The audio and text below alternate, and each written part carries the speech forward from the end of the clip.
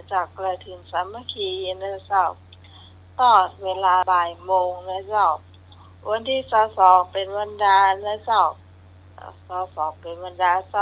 23ตอดกระถินกันนะเจ้า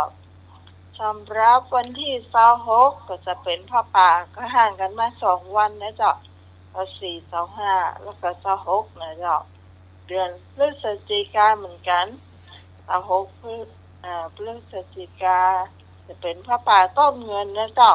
ของหมู่บ้านรันตาอย่างหมดเลยนะเจ้าอันนี้ถ้าไผ่ปลาว่างไม่ตอนบ่ห่วมขบวนนี่ก็เอาไปตานไม่ไงก็ได้อยู่เจ้าหรือว่าไผ่จะห่วมขบวนก็เอาไปร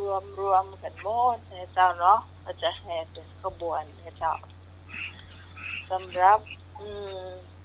งานนี่2งานวันที่26นะเจ้าเขาจะมีการประกวดซุ้มประตูเจ้าซุ้มประตูป่ากันตัวนะเจ้าคุณผู้ฟังนี่สำหรับพระครูทรกิจานุรักษ์ในเจ้าเป็นเจ้าอาวาสวัดรันตันก็ฝากมานะเจ้าอันนี้ก็ค่อยๆจะประกาศเข้าไปนะเจ้าเนาะเจ้า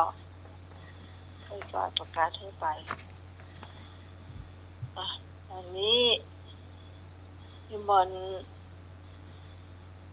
อาจารย์ตะวันครับเจ้าครับช่วงต่อไปเนาะประทายปัญหาพุทธประวัตินะครับ เข็มสักน้อยนะครับพุทธประวัติเนาะใครมีก่อนก็ใครมีก็บ่มีแล้วครับเรามีแล้วค่ะครับเสียงบ่แล้วครับเสียงหมดแล้วเนาะธรรมะคลายเครียดเฮานี่ถือว่าเก่งนะเจริญพรนมัสการครับปลูกเวนบันเดครับคือเรื่องบะหมี่เงี้ยเพื่อขอรับปานวัดไหวหินแล้วกันนี่ก็น้ำไหมทอดวัดปลาวัดฝ่ายหินว่ะครับปีหน้าน่ะอันนี้ยังอู้กันภายในอยู่เนาะยังไม่มีทางการเพื่อผมพร้อมที่จะไปร่วมด้วยคนครับผมพร้อมที่จะไปแล้วครับครับน่าเจริญพรเนาะนะครับตั้งวัดฝ่ายหินนี่แน่ๆนี่คงจะเป็นกฐินก่อนเนาะครับกฐินนะเจ้าของวัดฝ่ายหินพระป่านี่ก็ค่อยว่ากันนะเจ้าใกล้ๆก่อนนะครับถ้าพระป่าอย่างมื้อนี้ตังนี่ยังบ่ค่อยได้ยินข่าวเตือนนะครับเดี๋ยวถ้ามีข่าวจะใดเดี๋ยวจะแจ้งมาแหมกำนะครับอันนี้ก็ถ้าออกพรรษาก็จะเป็นกฐินก่อนนะครับแม่เนาะ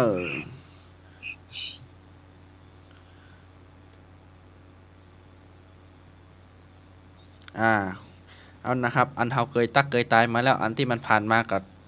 ตู้ก็จะเอาออกคำกำเนอะเฮาเก่งนะครับหนังสือเป็นหนังสือนี่เสี่ยงมดนะธรรมะคลายเครียดเท่านี้นะว่าบ่ได้นะครับธรรมะคลายเครียดนี่หนังสือนี่อันไหนตายแล้วติ๊กอันไหนตายแล้วติ๊กนี่เป็นเล่มนะครับเสี่ยงไว้แล้วนะเอาละเนอะนะครับข้อนี้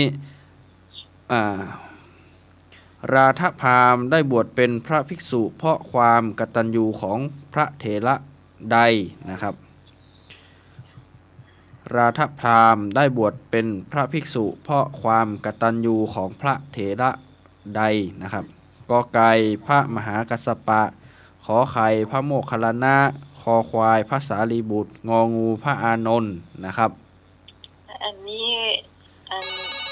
น้ำหมายมีคำตอบเรียบร้อยเจริญพรเมื่อก่อนจ้ะเมื่อก่อนตอบข้องงองูจ้ะพระอานนท์จ้ะพระอานนท์เนาะงองูเนาะตาสามมาบเนาะบ้านนี้หนูจะใส่มากๆหรือยังจ้างสักพันก็ไม่หันไปมองอ่ะพิธีกรตอบงองูแต่น้ำหมายจะตอบคอควายเจริญพร พระสารีบุตรไม่ใช่เหรอ ไม่รู้นะค แอ รั ลบอล บ มันแน่นอนอยู่แล้วมันหลบไม่ได้งองูเปล่า อ่าอ่า ข้าวทัพพีนึงอ่ะแหมแค่นี้ของง่าย ครับ ๆข้าวทัพพีเดียวเราลึกถึงน่ะพระพุทธองค์บอกให้ลาหุนพระสารีบุตรบวช สารีบุตรค่ะ เนาะผู้รู้นะครับอ่ะถามตู้เฉลยมาได้นะเพราะตู้เป็นคนถามอยู่เนอะอ่ะ ครับ เจริญ ใคร พ จะ ร ตัวนี่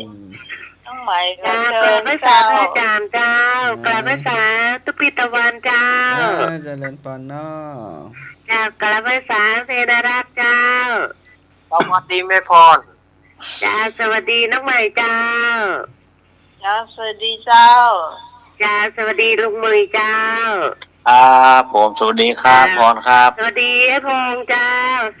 วัสดีแม่บุญสวัสดีพี่กรณ์เจ้า สวัสดีพี่สารีเลยนะเจ้าพี่พรตอบคอควายเจ้า เนาะขอควาย ขอควาย เนาะ กันนะเจ้า คอควายงองูเอาอย่าตั้งไรดี อ่า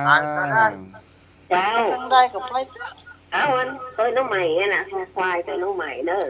ครับ เจ้า เจ้า ปูน สวัสดีน้องแอนสวัสดีน้องพอเจเด้อ เนี่ยเป็นกับเสียงเป็นวัดเนาะ เจ้าเป็นวัดกัน เสียงอืดอัดเนาะตู้ก็บดเต็มร้อยเนอะ ไปไหนเลยได้ คอควายงองู เอาละก้นเทมันดังคอควายนะ เสียงก็ เจริญพร เรียนเลยที่การจำผิด นะ ไปต่อไปเลยเทไปเลย นะ ขอควายสวัสดีน้องพรนะจ๊ะ เนาะ จำผิดข้าวทัพพีหนึ่งเนี่ยหลวงพ่อกิจว่า ครับ ย้ายย้าย พี่กรณ์ย้ายกับมโนครัวแล้วเหรอ ย้ายไปอยู่ดอนตันแล้วจ้ะย้ายมาอยู่ดอนตันเนอะ เนี่ย เจ้า แล้วย้ายแล้ว มีน้ำกะมีน้ำกะ แม่สุกิดแม่สุกิดมาเด้อ เจริญพร ครับผมย้ายมาอยู่ภาษาหัวได้นึ่งน้ำเป็นร่วมครับตอนนี้ตอบก็คาราบาวนะครับ คาราบาวเนาะ แล้วก็ เบา คา ละ ราบาว ครับ เจ้า ใส่มามากนี่เนี่ยเนาะ มีแน่เจริญพร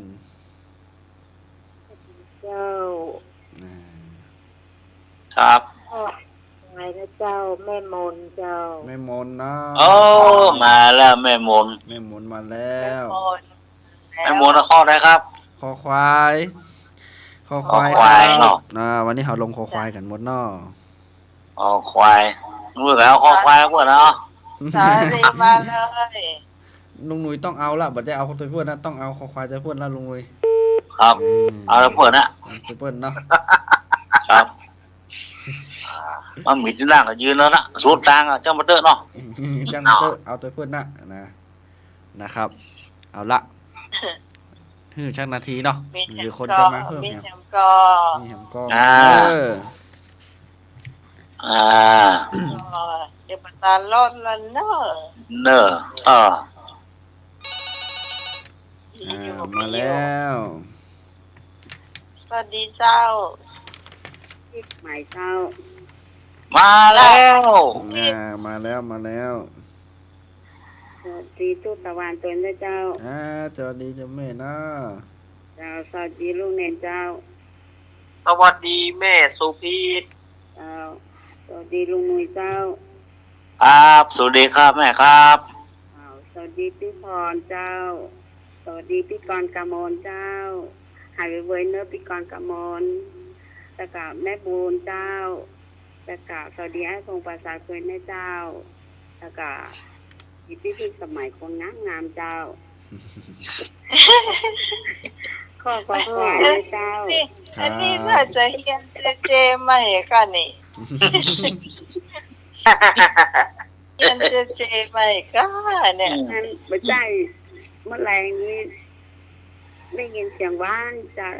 ท่านอาจารย์นั้นมหาศาสตร์ไงจับพวกไปได้ไง อ๋อเจ้า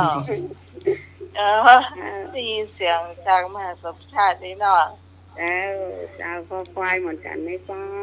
ครับ ครับ ดูเจ้า ขอละป้อกันแน่นอนนั่งเนี่ยสปอไปกันแน่นอน น่า เออ จะ เนาะ พอใจกัน ผม นั่น ก็ นะ ลักฟังเขาเหมือนกันโน่นนี่เนาะ เรียนสปอว่างเนอะมาเนอะ สวัสดีแม่สวัสดีเจ้าลุงนุยเอากุ๊กบัฟฟาโลเหมือนกันค่ะ ครับนั่งเรียนสปอไปกันแน่ก่อน มาตัวกันเนาะ ฟอลโล่ กุ๊กวอลโคโลอ่ะ โกโก้ของอย่างซอยยวกอย่าง กุ๊กนี่ซอยหยวกได้กันหน่อย ครับโกโก้ในซอยยวกหรอก มาหันเป็นสายโอ้สายเพียบเลยเจ้าแม่นวลหันหายไปไหนนี่ เจ้าแม่เจ็ดยอดเล่นน้องหมายสวัสดี มาแล้วแม่หลง นมัสการลูกตุตะวัน ครับเจริญพรโยมแม่เนาะ นมัสการลูกเด่นนักเลยเนอะ สวัสดีโยมแม่ แม่เจ็ดยอดแม่ตอบตัวน้องใหม่นั่นเนอะ อ่า เจ้า แม่ ส หล วัส ง ดี แม่หลวง คนที่ปัดสร้างไปเนอะมันปัดสร้างเนอะสวัสดีเนอะไอ้พงมันปัดสร้างแม่หลวงก็เป็นคนปัดสร้างเนอะ นั่นบ้านเดียวกัน มันเดียวกันเนาะ สวัสดีน้องพรน้องพรแล้วน้องอย่างแต่น้องกรแม่บุญแม่บุญฝั่งนี้มาได้ยินเสียงแม่แดงเลยจ้ะเติ้งหาขนาดเลยอ่ะ ครับ เราคิดถึงทุกคนนะเจ้าเจ้า ครับ เน้อว่าสายนี่หนักเนาะมาละมาเน้อนะครับ สายเจ้า ผมสวัสดีแม่หลง อ่า สวัสดีแม่สุขิตด้วยนะครับผมคนป่าสร้างไปกันหน่องแม่หลงเนาะ ครับ แล้วนะสายแห่งความคิดถึงนะครับ มาหลายวันละเอามาได้ปะกันนั่นเนาะอาทิตย์หนึ่งนิดเนาะอันนี้วันนี้วันเสาร์ก็เลยฮับเต็มที่นะครับนะม่วนกันเด้โอ้วันนี้นะครับสายม่วนตู้ฮับสายม่วน หมดหรือยังถ้าหมดเราจะได้เฉลย เฉลยแล้วเนิ่นนะครับ ราธพามได้บวชเป็นพระภิกษุเพราะความกตัญญูของพระเถระใดนะครับ ข้อที่ถูกนะครับคอควายพระสารีบุตรนะครับ มาตัวกันหมดละ ครับนั่งเรือสปอไปกับคนหมด เจ้าข้อต่อไป ข้อต่อไปเนอะเอาละต่อข้อนี้สุดยอดขนาด อ่านคำถามสัก2 รอบก่อนตอบนะเจ้าฟังคำถามชัดๆ ฟังคำถามชัดๆเนอะอ่ะตุหาก่อนนะ ถ้ามันง่ายไปเดี๋ยวนะธรรมะคลายเครียดเฮาเก่ง ลึกลงไปเนอะลึกลงไปดักปิ้งเนอะ แม่นนะ เอาไปดูเตียนนั่นกะได้บนไทยทอดสดเนี่ยม่วนเนาะม่วนนะ เอาละ รถด่วนบนวิเศษอ่ะ ครับ ครับ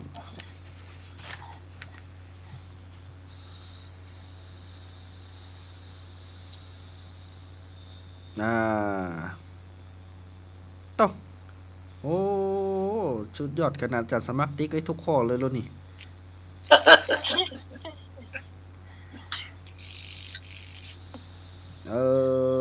ตุ ประมาณค่าไม่ได้เลย ประมาณ คำพี ค่า เล่ม มา นี้ ได้ นะ นะเนี่ยหนังสือเล่มนี้ของเฮานี่นะประมาณค่ามาได้นะต่อเสียงแล้วอ่ะ โอ้สุดยอดธรรมะคลายเครียดเฮา สุดยอดขนาด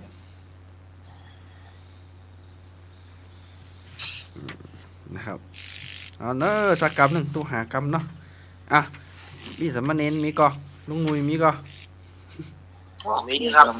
มี มี เนาะ ครับเอาแรกอะเอาเล่นๆมาละ ต้อง อ่ะ เดี๋ยวตู้เปิดไปตั้งหลังก่อน เป็นไง ตู้เปิดไปตั้งหลังก่อน ครับพระเวสสันดรว่าจะกู้ปีหรอก เมน นะ หน่อ ต้องสุดยอดขนาดของเขานี่นะ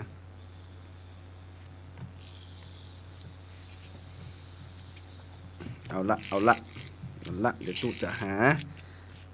อันเหมาะๆเฮ้ยเนอะอ่ะเอานะครับ เอาง่ายๆเนาะนะครับ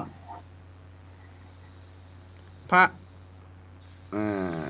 ระอุบลวรรณเถรีเกิดในเมืองใดนะครับแม่นก่อนตัวอ่านถูกว่าพระอุบลวรรณเถรีเกิดในเมืองใดนะครับภาษาบาลีเนาะตัวอ่านอาจจะผิดพ้อง ถูกแล้วถูกแล้ว ครับพระอุบลวรรณเถรีเกิดในเมืองใดนะครับกอไก่พาราณสีขอไข่สาวัตถีคอควายราชคฤห์งองูกบิลพัสนะครับ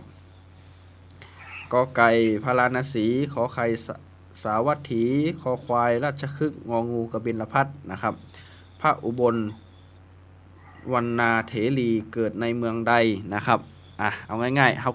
เคยผ่านมาแล้วนะตอบเข้ามาได้เลยเจ้าอุบลวรรณเถรี ครับอย่างเงี้ยมันต้องไปเก่งต้องไปซีเรียส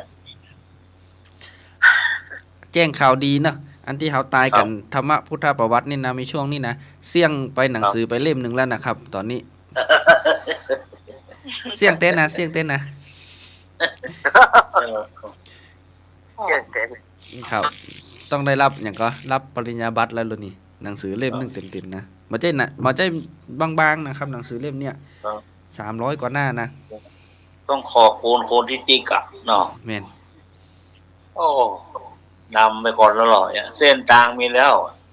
นะครับ เอาเนอตายกันมาได้นะครับ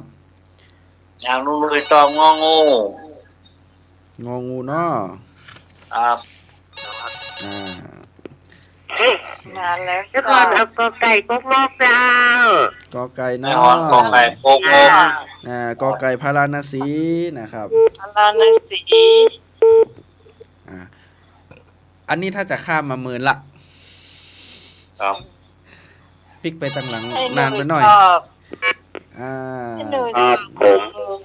เจ้า กอไก่ เจ้า ครับ ในคลอง กอไก่เมืองพาราณสีครับผม พาราณสีเนาะ เรา ครับ กองไก่โกโก้ พาราณสีราชคฤห์กับเมืองแหม ปินละพัด กบิลพัสในข้อสุดท้ายเจ๊กะ ครับ ราชคฤห์ โอ้สายรุดไปแล้วเนาะเดี๋ยวจะอ่านทบทวนแหมรอบนึงนะครับพระอุบลวรรณเถรีนะครับ เกิดในเมืองใดนะครับ พระอุบลวรรณเถรีเกิดในเมืองใดนะครับกอไก่พาราณสีขอไข่สาวัตถีคอควายราชคฤห์งองูกบิลพัสนะครับ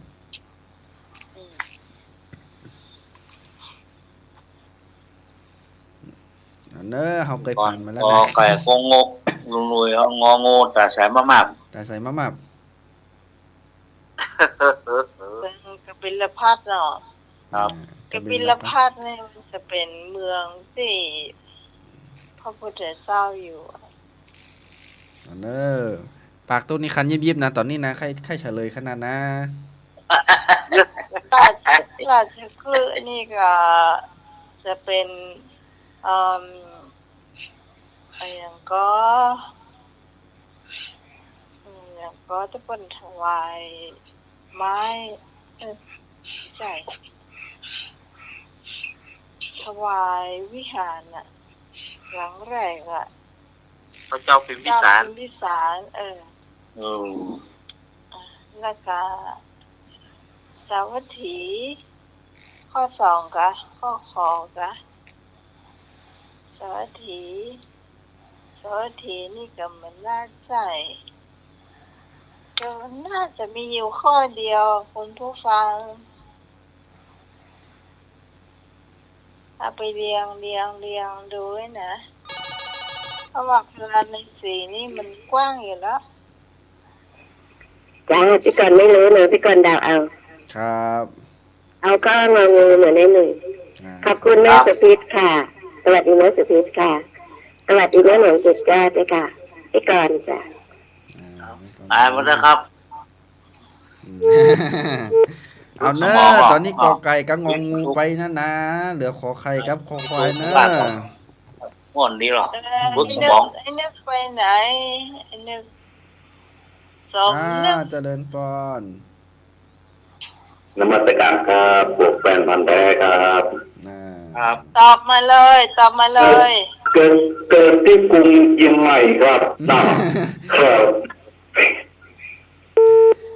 เอาละเนอะมาได้นะคนนี้นะ คือว่าอย่างเด่น กรุงเชียงใหม่ว่ามันหมอมี จะพี่มากวนนะหัวจะพี่มากวน มันเอาอย่าง ข้าวก่อน เอาอย่างหนึ่ง คนก่อนน่ะข้าวก่อนแล้วโดนจะได้ที่กวนน่ะ เจริญปอน เจ้าใบสาท่านตะวันนะเจ้า เจริญปอน แล้วแม่นวลประเดบ เจ้าใบสาอาจารย์เน้นรักเป็นนะเจ้า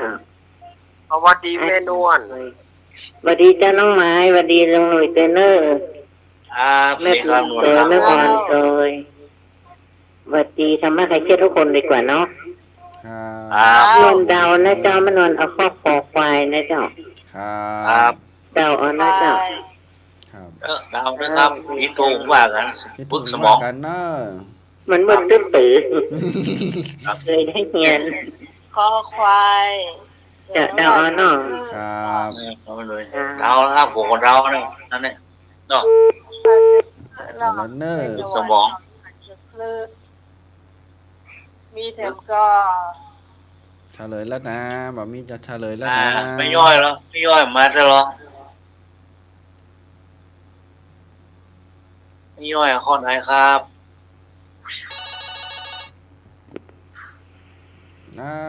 เจริญปอนติดแล้วเนอะ เจ้าไม่เอาตัวไม่นวลนะ เอาตัวไม่นวลเนาะ เจ้า ครับ คอควาย ไม่นวล เนาะ เตเนอร์ ครับ แม่บุญ แม่สุพิษเลยแม่สุพิษเจ้า ครับ เอาละเนอะตาลกล้วยด้วยกันนะเฉลยแล้วนะ เจ้า อ่ะ เดี๋ยวแต่ โอ้มาแหมอันหนึง โอ้มีอยู่ เจ้า เอากอไก่เจ้า ก็ไก่เนาะครับ ไก่ แม่สุพีกอไก่โกงก ก็ไก่กงก ลุงหนุ่ยแล้วเอาอย่าง ตาใส่มาแม่ งูเอางูตาแสมมาก โอ้เอา น้ำใหม่เหรอ หมายกอไก่ ตร ก็ ง ไก่เนาะ ให้พี่กรกำมลหายเร็ว เอา ๆ เมืองที่มัน โคสัน กว้างๆ ชายเป็นห่วงค่ะ ครับเอาแล้วนะเฉลยแล้วนะครับ เจ้า นะครับพระ พระพงษ์เนาะพระพงษ์เอาข้อไหน พระอุบลวรรณาเถรีนะครับ เกิดในเมืองใดนะครับเอาแล้วเนอร์บัตตันแล้วเนอร์เฉลยแล้วนะ ข้อที่ถูกนะครับ โอ้วันนี้รอดซ้าเฮ้ยเป็นรอดช่อง ขอไข่นะครับ สาวัตถีข้อที่ถูกรอดจ้องมีใครเอาสักคน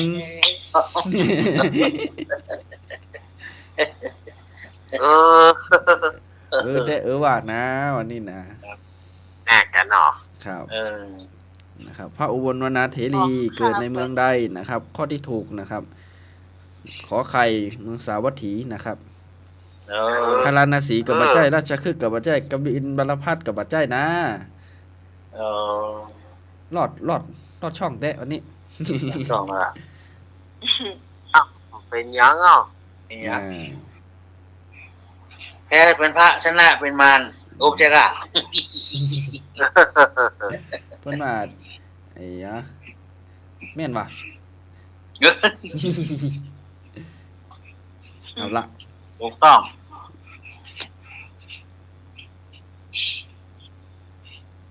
ข้อต่อไป อ่ะนะครับ ข้อต่อไปเนอะ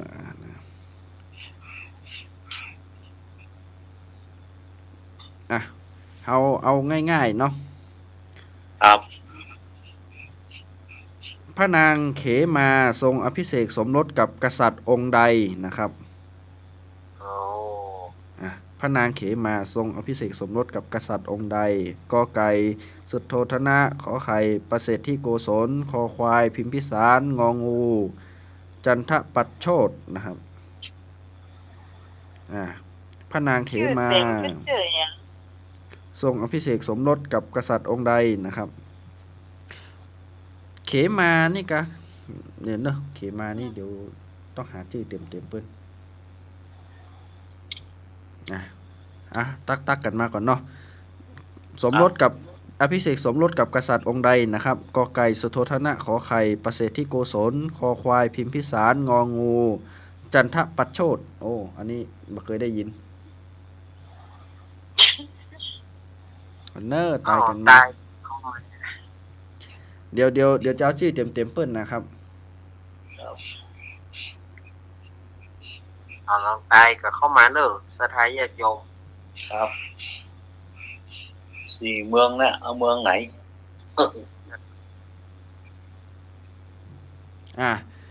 พระนางเขมาเถรีนะครับ ชื่อเต็มเปิ้น เคมาเทรี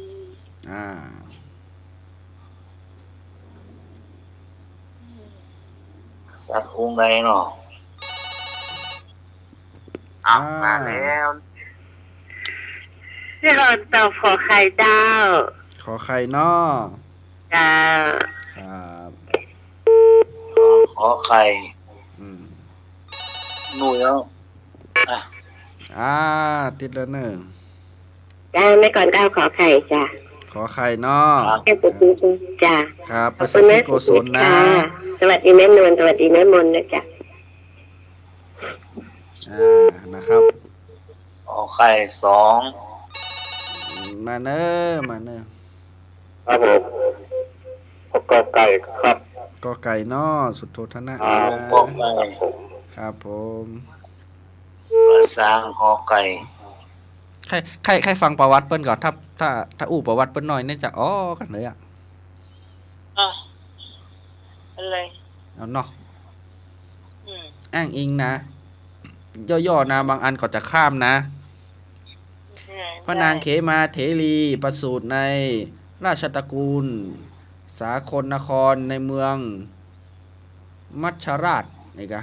เป็นอัครมเหสีของแห่งเมืองนะ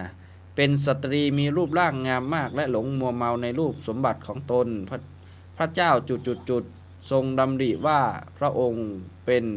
อัครอุปถากของพระศาสดาแต่พระอัครมเหสียังไม่เคยเข้าเฝ้าพระศาสดาเลยจึงคิดอุบายให้มีผู้ขับร้องบรรณาความงามของวัดเวรุวันนี่น่าจะหูละทำให้พระอัครมเหสีอยากไปเห็นเมื่อได้เข้าเฝ้าพระองค์ได้ทำให้พระนางเห็นภาพนิมิตซึ่งแสดงความไม่เที่ยงของสังขารและยังได้ฟังธรรมเทศนาเรื่องราคะและของกำจัดราคะก็บรรลุมรรคผลประทับยืนอยู่ณที่นั้นจากนั้นพระนางบวชเป็นภิกษุณีนะครับ วิกกี้คอควายเมื่อยเหรอ คอควายนี่พิมพิสาร เอาคอควายดีกว่า นะอันนี้ประวัติเปิ้นนะครับเอนตี้เปิ้นเป็นมเหสีของนี่แล้วก็ยังมัวเมาในความงามของตัวเก่าอยู่นะครับพระเจ้าเมืองที่เป็นคู่สมรสเนี่ยเปิ้นก็ออกอุบายให้ไปหันความงามของวัดเวรุวันนะครับเนอ เอาข้อคอควายตัวกันที่สมัยเจ้า ครับอันนอมาแล้วนะ เพราะว่า มัน เจ้า เหมือนแม่น่าจะปลาเป็นเต่าแล้ว เจ้ามันเตอร์เขาหลงเสียงหวานเปิ้นอัน ครับ ยาจะแผลแดงมีเปิ้นเลอะหรอก อ่าเอาละเอาละ เอา นะ ตัว ครับ อย่างเด้อ ครับ ครับ ลูกนะ อืม ครับผม มันได้ต้าลูกเดียวกันจ้ะ ปลาไปถูกปลาไปพิษบอกหูนะเนี่ย นั่นเนาะซื้อกันละกะจ้ายาแผลแดงละ อืม ครับ เจ้ายาขาดดำแดงไปเลอะ ค นั่น รับ เออ เปิ้นตรงนี้ ลุงหนุ่ยเอางองูอะ เรียกยาให้ยาให้ อ่าเจะเป็นพอ ไปหอนใจไปงองูดีก็เจ้ามาเอาขอใครละ ไปตั้งได้ งองูตั้งใจมาก ว่ากัน งองูจันทประโชดนะเนอ ที่ฮอนย้ายสามโนครัวแล้ว เนอขันจะย้ายสามโนครัวมาเนอมาฟังประวัติของเปิ้ลนะครับ ที่อู้ไปตะกี้นะ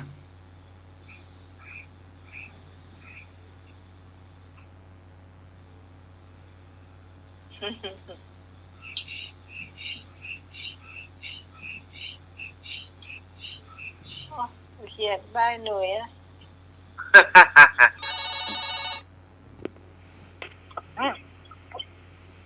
อ่าเจริญปอน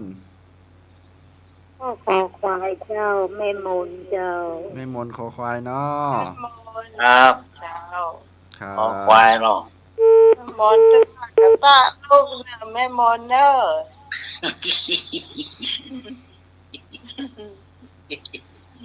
เอาละมาตัวกันนั่นเนาะที่เล่าประวัติเปิ้นไปตะกี้นี่คือเหมือนซะเลยไปสามข้อเลยนะเนี่ย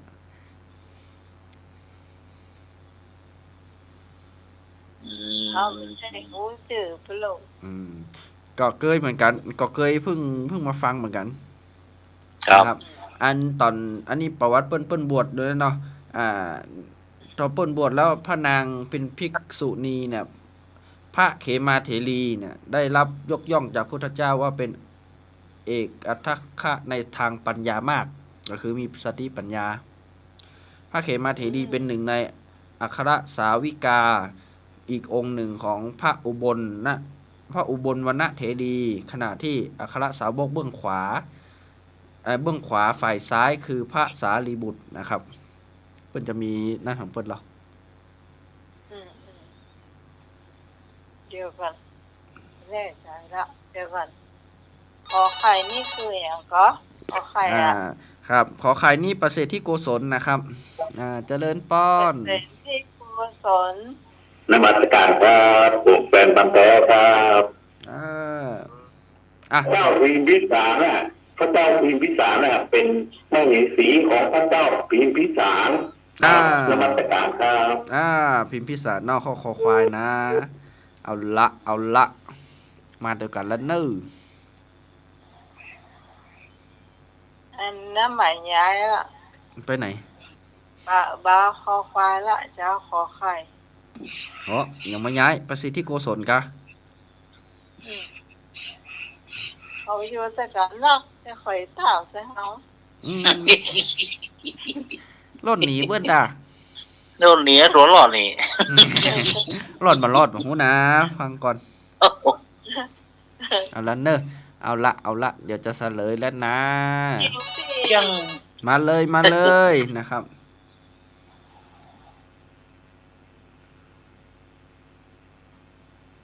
เจ้า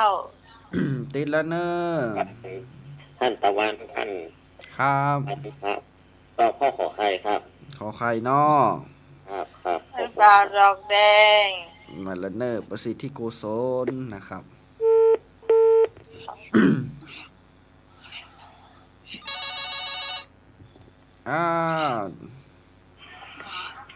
เจ้าแม่นนก็เอาขอไปนะเจ้า เอาขอไข่นอ เจ้า ไข่นอกครับ แล้วก็หัวกัน พอเนอะ เจ้าเหมือนกัน ครับเดาเหมือนกัน เอากันหมดอ่ะเนาะ เดาเหมือนกันหมดอ่ะ เจ้า ไม่มีใครรู้จักสักคน นะ ที่ดูแม่บุญนะแม่บุญอุตส่าห์ตัวเองเจ้าดีเจ้า ครับ ครับ เลยตัวแม่สัญญาอย่างเงี้ยเนาะ เนี่ย นาทีเนี่ย งงเตาอ่ะ เจริญพร ค่ะแม่จะญาติไม่เอาพกฟ้าเจ้า แม่จะยอดคอ คอ ควายเนาะ ควายเห็นยอดคอควาย ขอบคุณลูก ครับผม แล้ว แม่เอาแล้วเนอะเอาแล้วนะเฉลยแล้วนะ ใครจะเปลี่ยนเหรอ 1 2 3 4 5เฉลย จบ จบพระนางเขมาทรงอภิเษกสมรสกับกษัตริย์พระองค์ใดนะครับ ข้อที่ถูกนะครับ คอควายพิมพิสาร น้ำไหมโลดออกตังแดะ ไปอยู่คอไก่กงคอไก่ น้ำไหมปุ้งออกข้างตางแดะนะครับ สุโธทนะกับบัจใจนะครับ ประสิทธิโกศลกับบัจใจนะครับจะเป็นของพิมพิสารนะครับ ในเจริญป้อน พี่สมัยหลังต้องย้ายเลยอ่ะ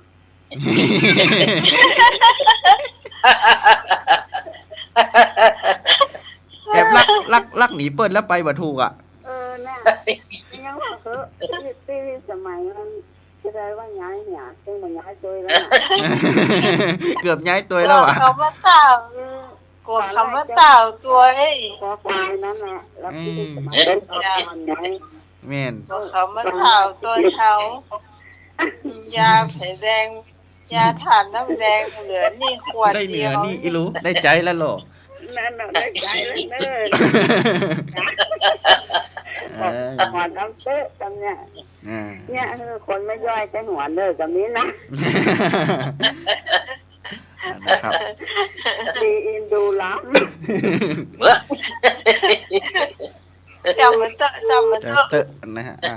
เอาเนาะใครหัวกันคำว่าคลายเครียดนะครับเครียดคลายเครียดนะ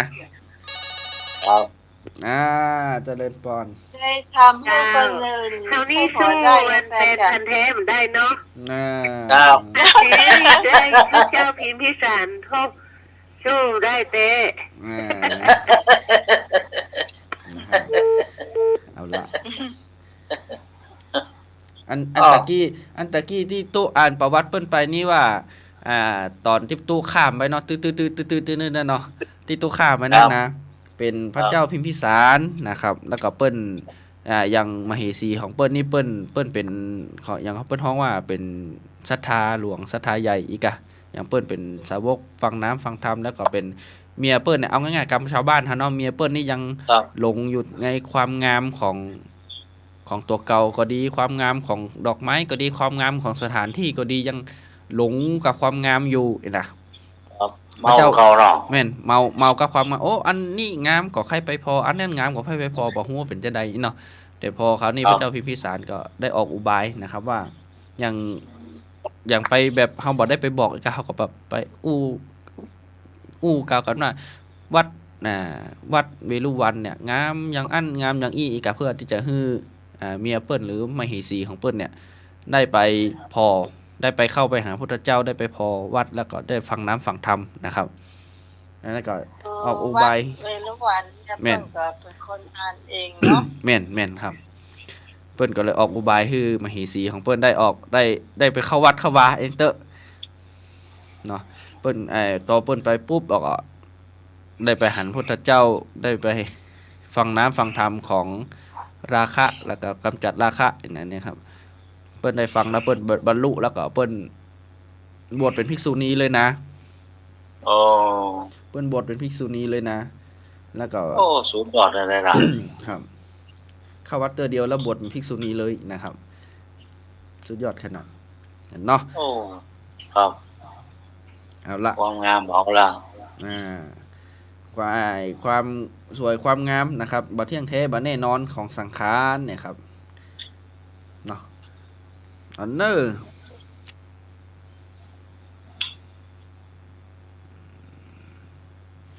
กี่ข้อละ ได้ สองได้สอง 3 ข้อ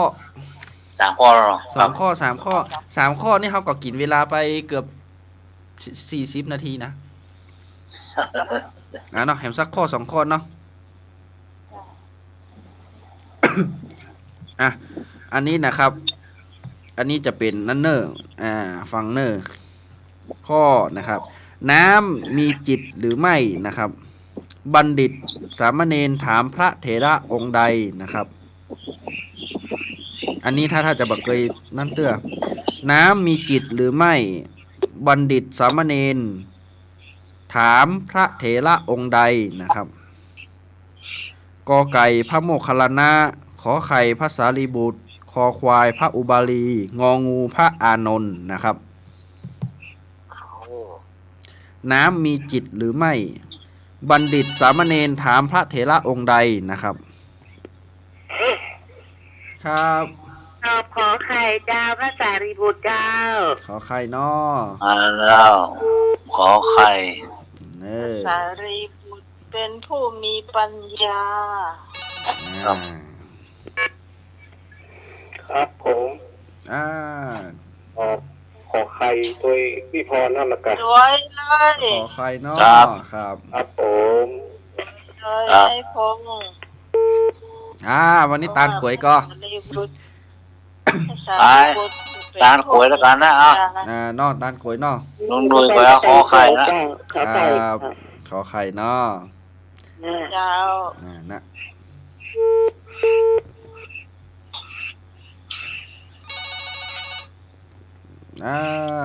เจริญปอน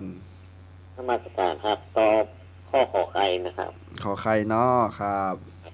เจริญปอนเนอ ขอไข่เนาะครับ ให้เปล่าดอกแดง มาแล้วน้องแดงกับตัวตาลกล้วยแล้วเปิ้น ตาลกล้วยเตเปิ้ล แล้วต้านกล้วยเหมือนกันเนอะ ครับครับ แล้ว นะครับ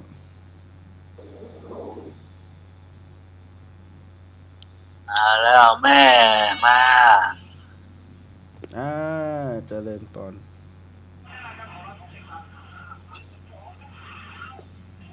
เจ้า ไม่ มัน ว่า ก็เอาขอไข่นะเจ้า ครับ เจ้า มาถูกคำนี้จะถูกคำใดเนาะ เมน บอกแล้วกันหรอ ตัวว่าไอ้เสื้อ เอ๊ะก็ไม่ให้สกรรมละ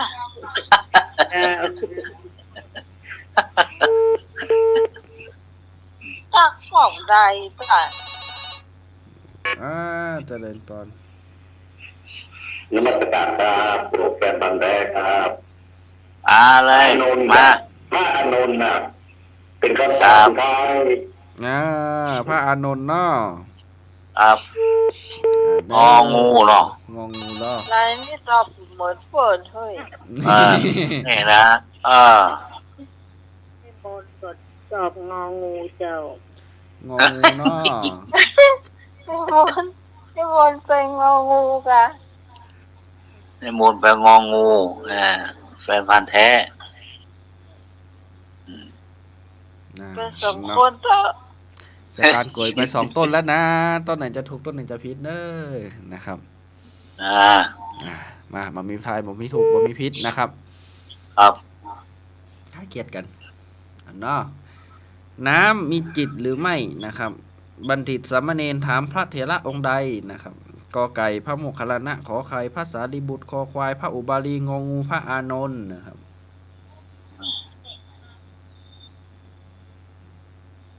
มีผิดมีถูกเดามา งมเตาเหมือนกันครับ เจ้าเอาขอไข่เจ้า ขอไข่ ขอไข่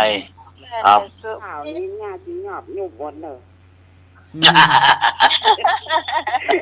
ข่าวกำนี้นะงาจีหยอบยุบเป็นแถบเลย หน้าปู่ปะก้า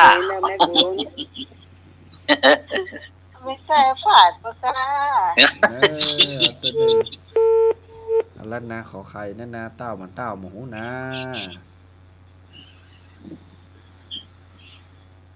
อย่ามาเตอะหรอก จังมันเตอะ แต่ละคนจะได้เฮียน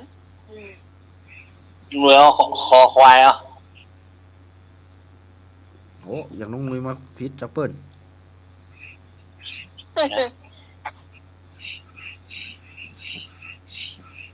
อ๋อตาก๋วยแล้วเพื่อนเนาะตาก๋วยแล้วเพื่อนเนาะ ตัดกล้วยเนาะ ครับ ตัดกล้วยข้อใด แทนแท้จะเป็นมนเอางอ ครับ หมู นะครับ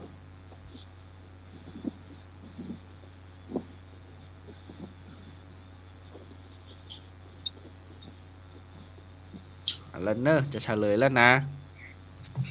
จะ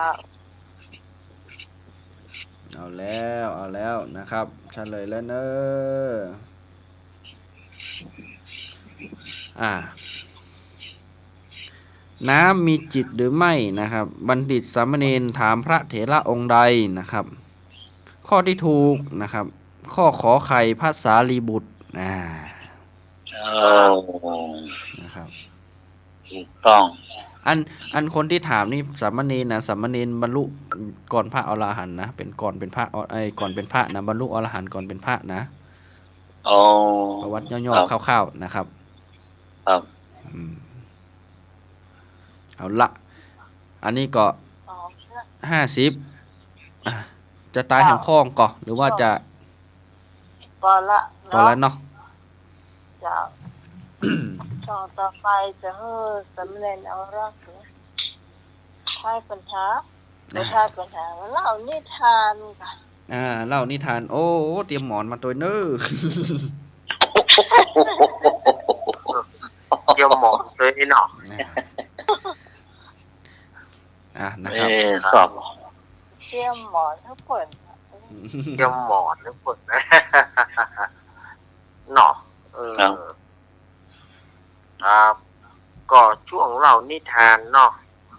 ในเล่าค้างไว้เมื่อวันอาทิตย์ที่ผ่านมา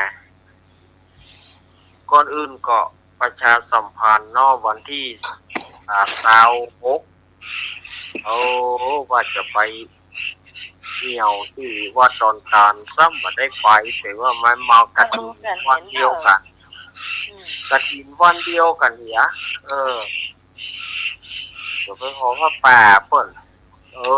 กระถิ่นวันเดียวกันวันที่26พฤศจิกาก ระถินของวัดเดือนปันวันที่23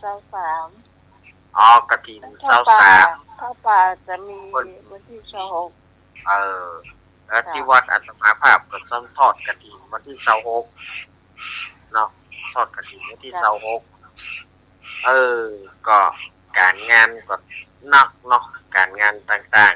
ๆแล้วก็ประเพณีวัดอัตมาปีหน้านี่ก็เลื่อนเนอะปีหน้าครับปกตินั่นจะเป็นวันที่16เมษาแต่ว่าประชุมประชามติกันแต่ว่านี่ก็สถาญาติโยมก็ว่า16เมษานี่นะมันบ่มีไฟแม้เพราะว่ามันอีกปีใหม่ตัวอย่างตัวก็เลยเลื่อนกันว่าวันเลื่อนขึ้นมาเป็นวันที่1เมษายน25671เมษายนเป็นงานประเพณีวัดอัตมาเนอถ้าจะได้ใกล้ๆพวกก็แจ้งกันเนาะเมื่อคืนอาทิตย์ที่แล้วนี่อาตมาได้เล่ามาถึงที่ว่า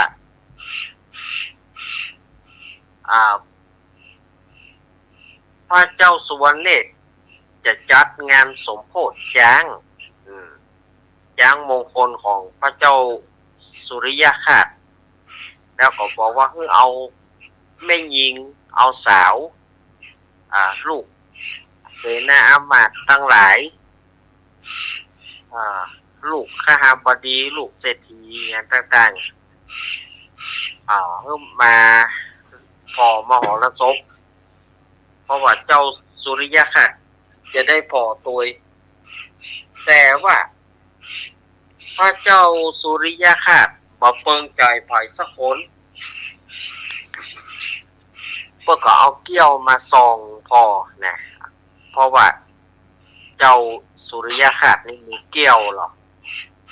เอาเกี้ยวมาส่องพอก็ฮู้ว่ากู้ของเฮานี่อยู่เมืองพาราณสีปุ่นนี่เป็นลูกของพระเจ้าพรหมทัตและนางจันตาเทวีมีอ้ายชื่อสัก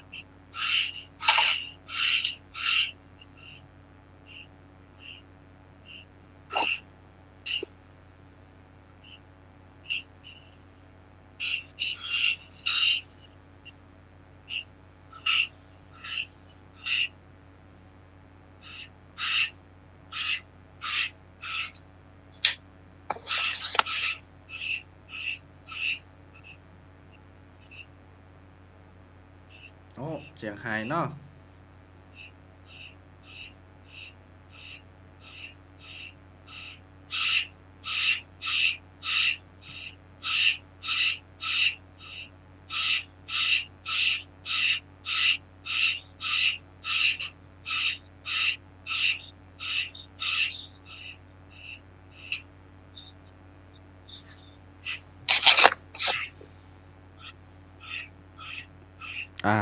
ลุงนุย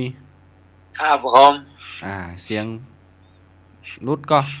พี่สามเณรเอาลักรุดก็สายหายไปเนาะ ครับเดี๋ยวผมต้องให้ครับ สักกรรมเนาะสายรุดนะครับ เสียงทางนี้ออกว่าครับ บ่ออกครับตอนนี้เงียบไปเลย ตอนนี้เฮาเอาเฮาออกอยู่ เสียงเฮาออกอยู่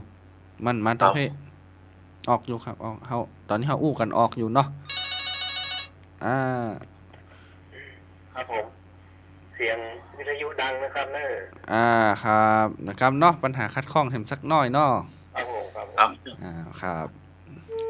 ลุงหนุ่ยต่อสาย เดี๋ยว วิสามเณรเอานักเลยเนอะนะครับ ปัญหาคัดข้องนะครับ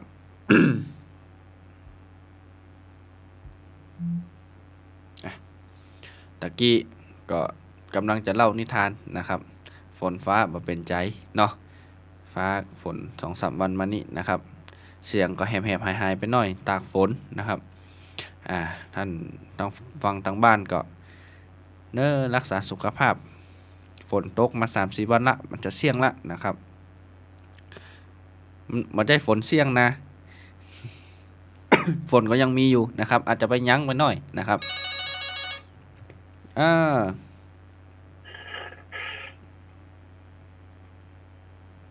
ฮัลโหลเจริญพร อาจารย์เขาละแกเงียบเสียงไปแกกูแย่แล้วมั้งงานเยอะอะ ครับ เดี๋ยวรอบขาจะยุ่งเลยไอ้ทุกคนสายหลุดจากตรงนี้ ครับ เดี๋ยวถ้ามีนั่นจะได้เดี๋ยวบอกไปนะครับ สายอาจจะลดนะครับเพราะว่าวันนี้กับฝนก็อ่อยอยู่เนาะท่านก็ไม่ค่อยไหวด้วยกลัวแกก็งานเยอะอะ ครับไหวอยู่ครับไหวอยู่ คนก็ดีเหมือนกันนะครับ พออาจารย์สมัครอะไรนี้แกก็เจ๋งแล้วนะเดี๋ยวนี้ ครับ นานแล้ว อาจารย์สมัคร แกไม่ค่อยอู้เท่าไหร่ดิ อาจารย์สมัครจะ ไม่ฮะฉันก็ไม่ได้แกพูดหรอกนะจะรู้ไปจากตาได้โอ้โหน่าดูเลยเดี๋ยวนี้เก่งนะ เดี๋ยวนี้อาจารย์ แหลม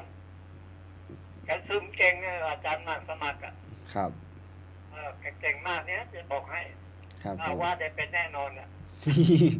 ครับ พลิกล็อกนะพลิกล็อกได้นะอาจารย์ ครับ สังขารทุกวันไม่แน่นอนนะครับ ผม พวกไปเยอะกินเข้าไปเนี่ยมันสารพัดทางอากาศทางอาหาร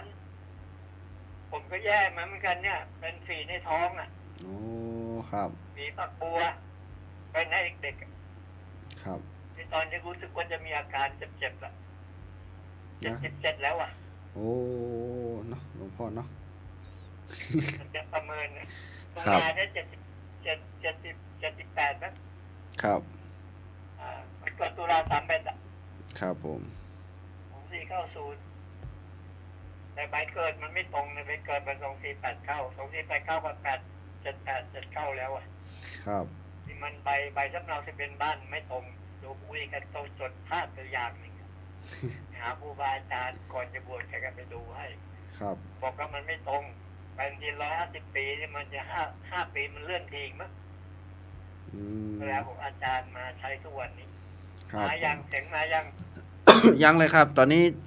สายรุดไปนะครับตอนนี้คือล่มหมดเลย แล้วยมหน่วยเคลียร์แล้ว ครับ ตอนนี้ยมหนุ่ยกำลังติดต่อเพิ่มอยู่ครับ วัฒการครับ ครับผมนะครับถ้ามาแล้ว ค้างทำไมนะครับ อ๋อครับ มาแล้วเนาะสัญญาณกลับมาแล้วนะครับค้างลุงปีพิสมัยนะครับน้ำไหมโอ้ฝนมาตกเนาะ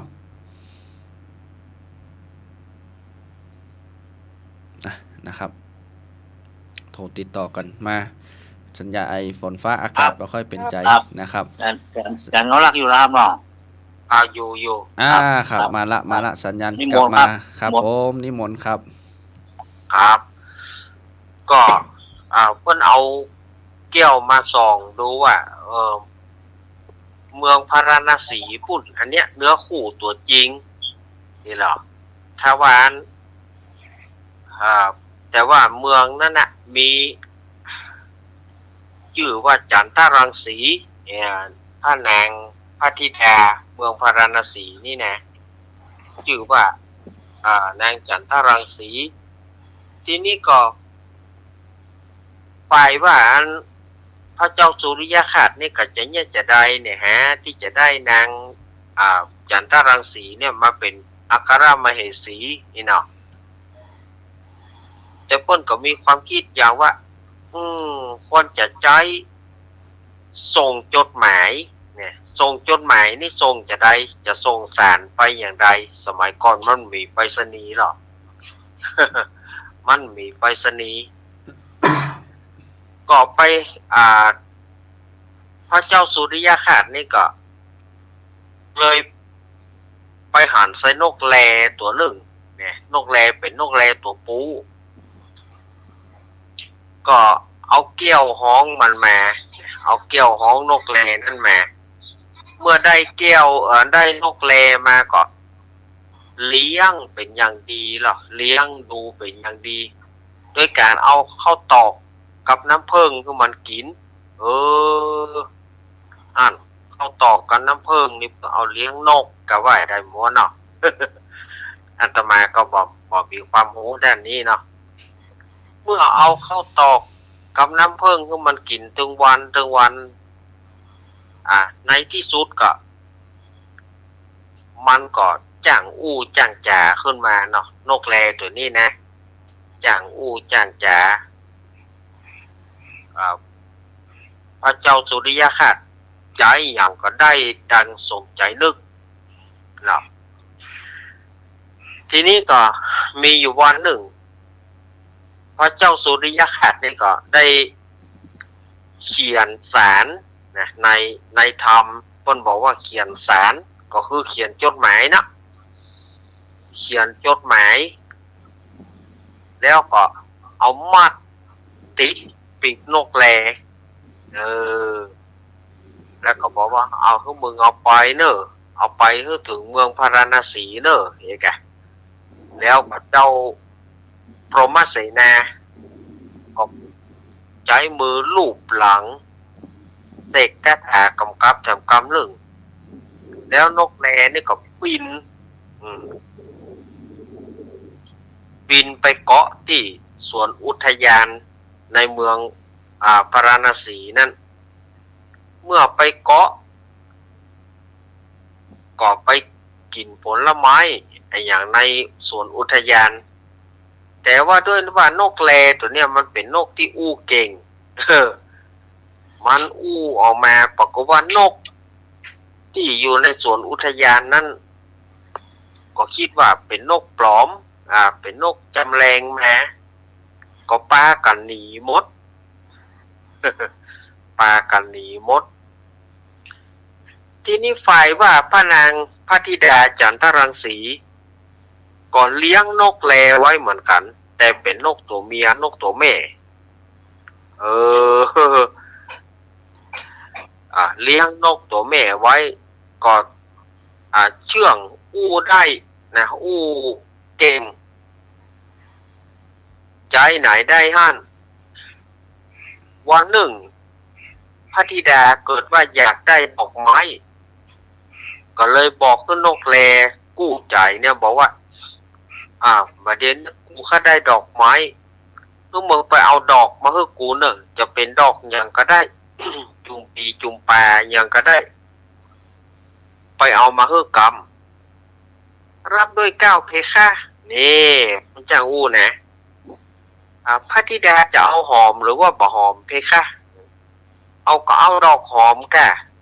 ดอกบ่หอมจะเอาแม้อย่างได้เลยเพคะหม่อมฉันจะไปเดี๋ยวนี้เพคะว่าแล้วก็บินออกไปเมื่อนกแลตัวแม่นั่นน่ะบินไปก็ซ้ำไปปะใส่ตัวปูแน่เป็นนกแลของพระเจ้าสุริยคตินี่นะไปหานกันโลนกแลตัวแม่ก็ถามโอ้ไอ้ลูกไหนแม่ไอ้เป็นนกของไผไอ้ลูกที่ไหนแม่ว่าดีว่าแต่เนาะปีนี่นะลูกเมียงพาราณสีมาแน่แล้วไอ้มานี่อย่างนี้โอ้ยก็มีเลี้ยงลับนะ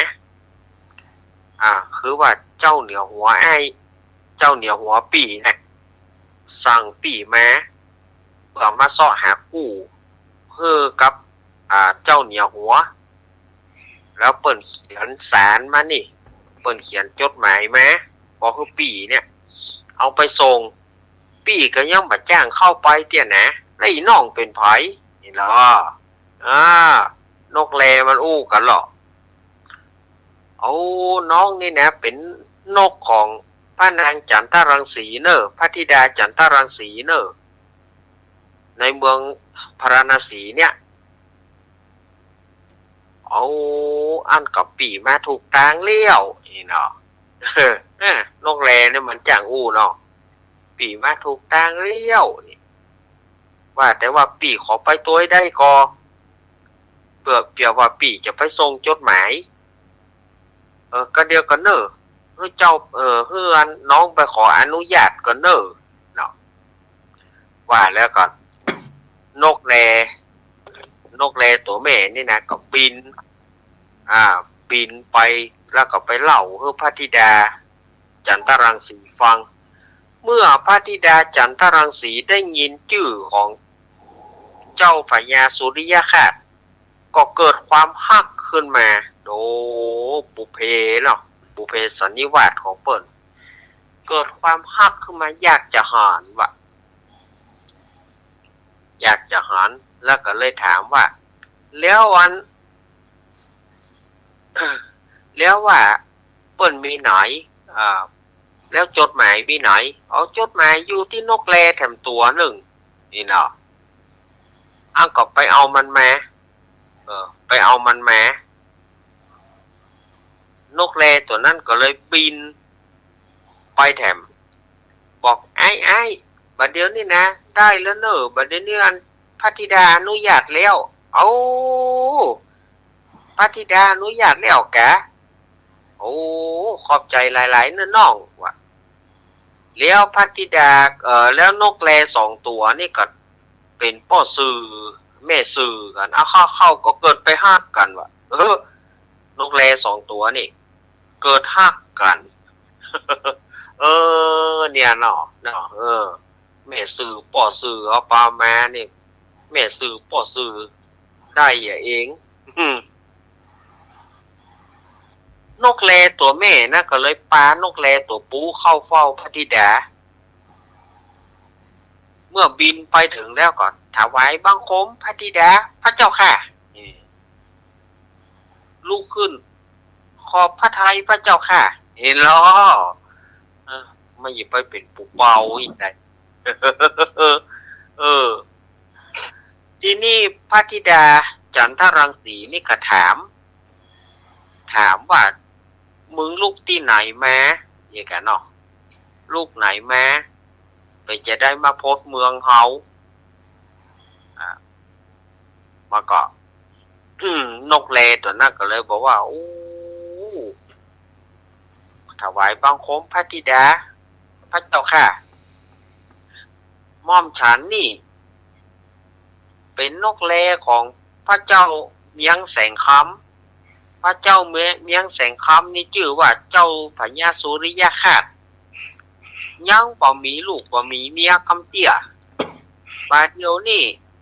เปิ้นเขียนจดหมายมาให้ม่อมฉันนี่ติดปีกม่อมฉันนี่พระธิดาช่วยอ่านกำเตอะพระเจ้าค่ะนี่แหละพระธิดาจันทรังสีก็โปรดอ่านดูก็เมื่อได้หานสารว่ากึดเติงหาอยากจะได้พระนางจันทรังสีนี่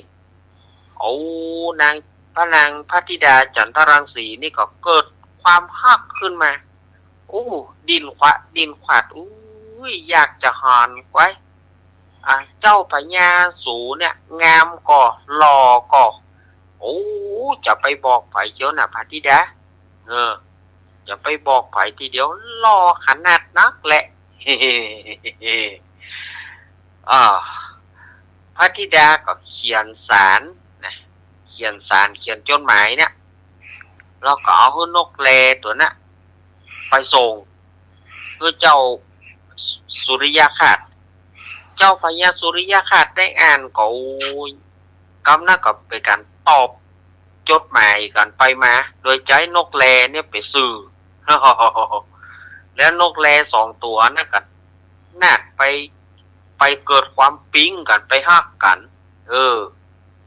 ไปฮักกันมีอยู่วันหนึ่งพระเจ้าสุริยคราชนี่ก็เอาจดหมายเขียนตอบกันนะไปจดหมายตอบกันตอบแล้วเอาไปฮื้อกับพระธิดาจันทรังสีพระธิดาจันทรังสีหันแล้วก็บอกกูอย่ามาไข่หันล้ำเหลือเจ้านายมึงนี่นะเจ้านายมึงนี่ไข่หันขนาดไข่หันก็สักวันหนึ่งถึงจะหันพระเจ้าค่ะนกแลนะก็ว่าเนาะเนี่ยฟังไปเถอะเนอะกูจะเขียนจดหมายกันเดียวก่อนว่าแล้วก็พระธิดาจันทรังสีนี่ก็เขียนจดหมายว่าบัดเดียวนี่นะบัวเฮ่งกลางน้ำบัวอยู่กลางน้ำยังบ่มีเจ้าของไงอย่าไปเปะความในของเพิ่นเขียนจดหมายแล้วก็เอาฮื้อนกแลปิดคืนมา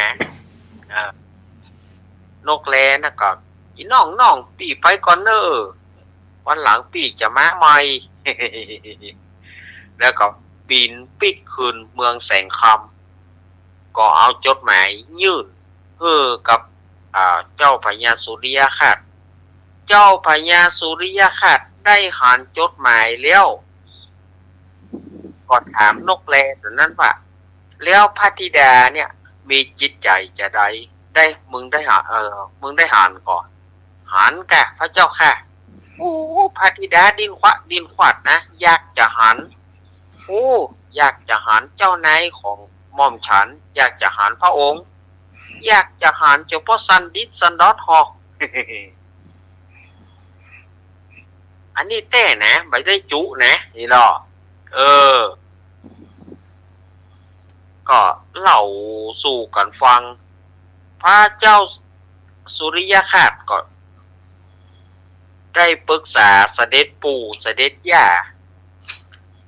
ปรึกษาเสด็จปู่เสด็จย่าแล้วก็กำลังว่าจะปากัน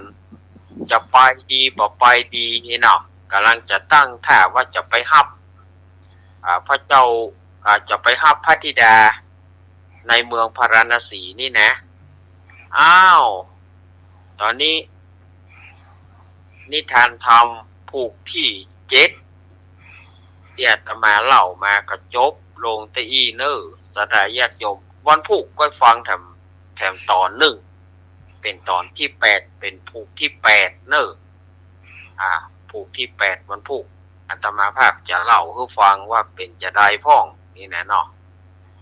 ว่าผูกนี่ผูกที่8เนอ วันนี้ก็ขอสุมาอภัยญาติโยมแล้วเนอะ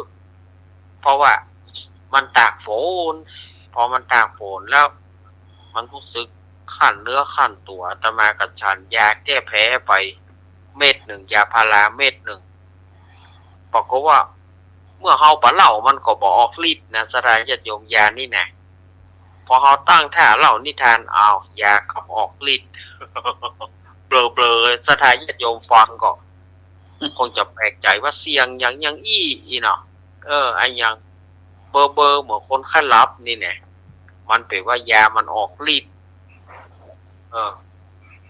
พอยาออกฤทธิ์ละยุ่งละสถานญาติโยมอาตมาภาพก็ขอ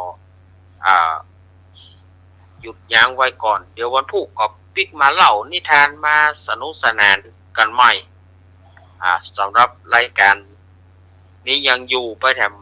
เนาะจนถึงเที่ยงคืนสถานญาติโยมจะไปหมุนขึ้นหนีไปไหนเด้อ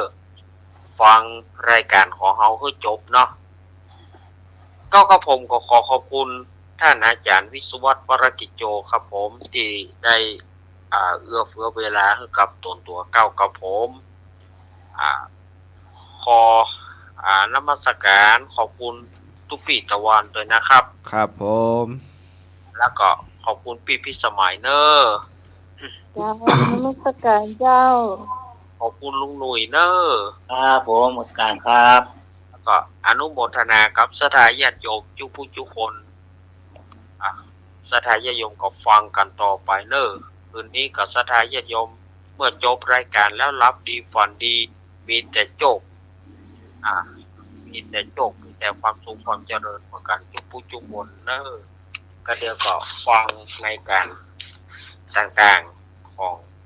สถานีของเฮาเนอร์ยัตตาโรธรรมาวัฏันติอายุวันโนสุขังพระรังขอเจริญพร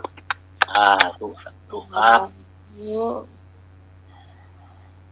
แฮปปี้พรกับแม่บุญครับ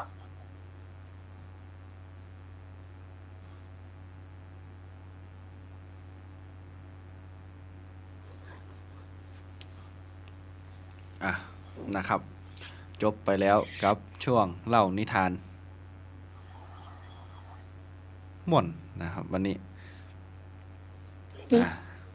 เนาะม่วนใครรับตาใครติดกันเนาะนะฮะช่วงต่อไปยะกับข้าวเนาะจ้าวันนี้ยะอย่างกินเนาะเดินถามแม่เขาก่อนเอาของล้ำเนอะเฮ็ดจ้าเกิดดาวทุกเงินเป็นเจ้าครับคนยันอยู่ไกลนะถ้าอยู่ใกล้นี่ได้กินแกงเฮ็ดไข่ห่านเลิงห้องเหมาะแกงเฮ็ดไข่ห่านเหมาะจ้ะเฮ็ดไข่ห่านแม่นลำนี่แม่ซื้อมาเนาะลำแกงใส่ยอดมะขามยอดส้มปล่อยเจ้านะครับได้แกงจ้ะได้แกงเตือแกงเตือซื้อมาว่านแล้วเนาะแกงปลานี่นกครับผมมาแล้วกุ๊กตอนมาละครับต้องฝนตกหลายวันนี้น่าจะออกอย่างก็เฮ็ดถ้าจะออกเฮ็ดถ้าออกหนักของเราออกหนักเจ้าโอ้ไม่ได้ออกประกาศได้หมดเลยนะน้องมีแกงไว้ละแกงน้ำได้กินจ้ะเพราะว่ามันมีต้มปลาค่ะปลากินกล้วยทอดกับข้าวเนี่ยนั่นกินต้มปลาไปกินกันกล้วยทอดกับข้าวก็เลยง่ายดีอมยาก่อนเลยอมยาก่อนไม่เป็นวัดเป็นวัดนะเราได้ไปไหนไปโฮงตานก็ไม่ได้ไปเปิดสกรรมสวัสดีเจ้าแม่เจ้าสวัสดีเจ้าผูกกับบ้านนะโฮงตานแต่พอดีผูกวัดอันนี้ก็มีหินกล้วยสลักวัดปานเนี่ยวัดนั้นในตลาดเนี่ยสถานีนะเจ้าหินกล้วยสลัก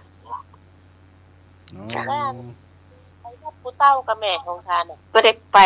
แม่เปิดโครงการเพิ่นไปกับแม่ไปไม่ได้มันหายดีเด้อเป็นวัดเดี๋ยวไปตีเปิ่นกินน้ำร้อนนะแม่น้ำร้อน เจ้ากินน้ำอุ่นเจ้าแค่ยอหัวใน2 วัน อ่า เจ้า ผมเนาะผมตกใส่หัวเลยเย็น ใช่ติดหลาน อ๋อ หลานเป็นลูกเมียนมา และซ้ำหนูนอนเดียวกันนอนห้องเดียวกันหลานหายกับย้ายไปต่อเลยค่ะ ยามพี่ชาของหนักอันนี้ ถึงตีโตยกันเนาะ พี่อันน้องมีนาเป็นกันนักขนาดเลย เป็นก็ไข้แต่ดีนะมันที่เป็นไข้หวัดใหญ่หวัดธรรมดาก็กินนี่ได้ไปหาหมออยู่เจ้าแฟนฟันแท้แน่ แม่บุญเจ้า เจ้า แม่บุญไอ้น้ำต้มปล่อยนี่นะสมัยคนเด็กๆนะ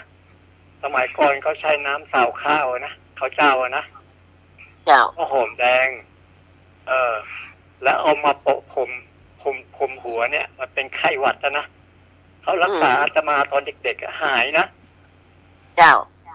ใบส้มปล่อยใบส้มปล่อยแล้วก็น้ำสาวข้าวสมัยก่อนน้ำสาวข้าวข้าวเจ้านะ ต้มปล่อย แล้วก็ เจ้า หอมแดงถ้าจำไม่ผิดนะน่าจะมีหอมแดง คน ด้ว ยั ย งไงเจ้า สดนั่นแหละแล้วเอามาพรมเป็นไข้หวัดเขาพรมอาตมาหายตอนเด็กกันนะมันก็หาย ไข้มันมามีนะไข้มัน ก็ใช้ได้นะ วัดก็ได้ เจ้า ใบส้มปล่อยแล้วก็น้ำสาวข้าวถ้าเป็นข้าว เจ้า เนอร์แล้วก็ เจ้าจ้า หอมแดงน่าจะใช่นะถ้าจำไม่ผิด เจ้า เป็นเด็กอาตมาเป็นเด็กๆคนนั้นนะแต่มันหาย เจ้า เขามาพรมอาตมาตอนเป็นเด็กๆหาย เจ้า อาจจะไข้หวัด ไอ้สาเจ้าไอ้สาเจ้าจ้า ครับ เจ้าเข้ากับอัน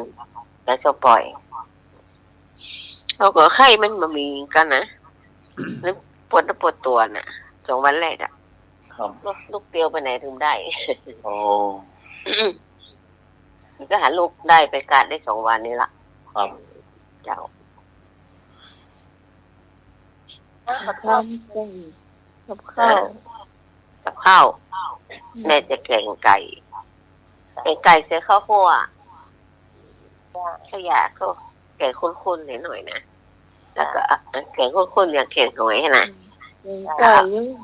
ลูก เฮ็ดมีได้แกงจ้ะป้าได้ไปกินถึงไหม ข้าวคั่ว เนี่ยข้าวคั่ว บุกเกยหน่อยทำเตือนนะ เจ้าลำหน่อยแกงข้นๆน้ำข้นๆนิดหน่อยแล้วข้าวนึ่งข้าวหัวไอ้ลำด้วยเจ้า หอมข้าวคั่วแม่ เจ้าข้าวคั่วเนี่ยหอมคั่วคนเดียวด้วยตำคนเดียวเจ้าตำใส่กระปุกใส่ขวดไว้จ้ะเนาะไก่เมืองก็ได้ไก่ยังก็ได้แล้วแต่นี่ไก่ไผ่ไม่ทำหลักเจ้าแฟนมันแท้ก่อน เจริญปอน เจ้าไม่บุญอย่างเพิ่นหอนึ่งอันเนาะ ฮะ อย่างเพิ่นหอนึ่งอันเนาะ นั่นมันคูณลงไป แต่ข้าวคั่วให้น้อยอย่างที่เพิ่นหอนึ่งอะจ้าไม่ก็ เฮาไม่ได้ใส่ผักแคด้วยจ้ะ ไม่ใส่กระตุ้นของป้อมผักชีฝรั่งได้ผักแคมได้ใส่เจ้าไก่ล้วนแม่จ้างซื้อห่อนึ่งมากินก่อนตะกี้ก็ยังกินอยู่เพิ่นก็ใส่ข้าวคั่วหน่อยเนาะ จ้ะ แกงไก่แกงอ้อมไก่นี่ก็ยังบ่เคยเนี่ยเพียงแต่ว่ามันคล้ายๆห่อนึ่งเราใส่แกงนิดหน่อยนะเขานึ่งเป็นใส่ผักเฮาไม่ใส่ผักอ่ะ อ๋อเป็นแกงอ้อมใส่ข้าวคั่วหน่อยนี่จ้ะเนาะ เจ้าน้ำคุณเนี่ยแกงหอยอ่ะเจ้าอย่างแกงหอยนี่เขาก็ใส่ผักแคมเหมือนกันนะมีใช้น้อยเดียวหอยมันมักหั่นผักปลาทั่วผักแคบ น้องพรจะแกงอย่างวันนี้น้องพรยังมาเข้ามาด้วยกัน เข้ามาแล้วเดี๋ยวจะลองไปบุญยักษ์ก่อน ข้ ค่ะแม่อันเจ้าเจ้า เจ้า แม่ แล้ว จะ หนูจะแกงอย่างวันนี้ วันนี้เป็นขนมเจ้า อ๋อวันนี้เป็นของหวานเจ้าขอบคุณเจ้าสวัสดีเจ้า เจ้าไปละไปกัดก่อนเด้อไปซื้อไก่ก่อนเอากระจีนมันดูลูกหมาอ่ะที่ขั้นแง่นเสจีนอกมันก็ได้จีนฉันอันกันเป็นอันนั้นก็ได้เนาะไปเมื่อก่อนมีเคยมีจีนเอาไก่พันเลยนะจะเข้าเนี่ยมันน่าก็สักถ้วยก็บอกละอยากขยับก็ได้จ้ะมาซื้อไก่มาจ้ะ อย่าเพิ่งฮับเด้ออย่าเพิ่งฮับอย่าเพิ่งฮับ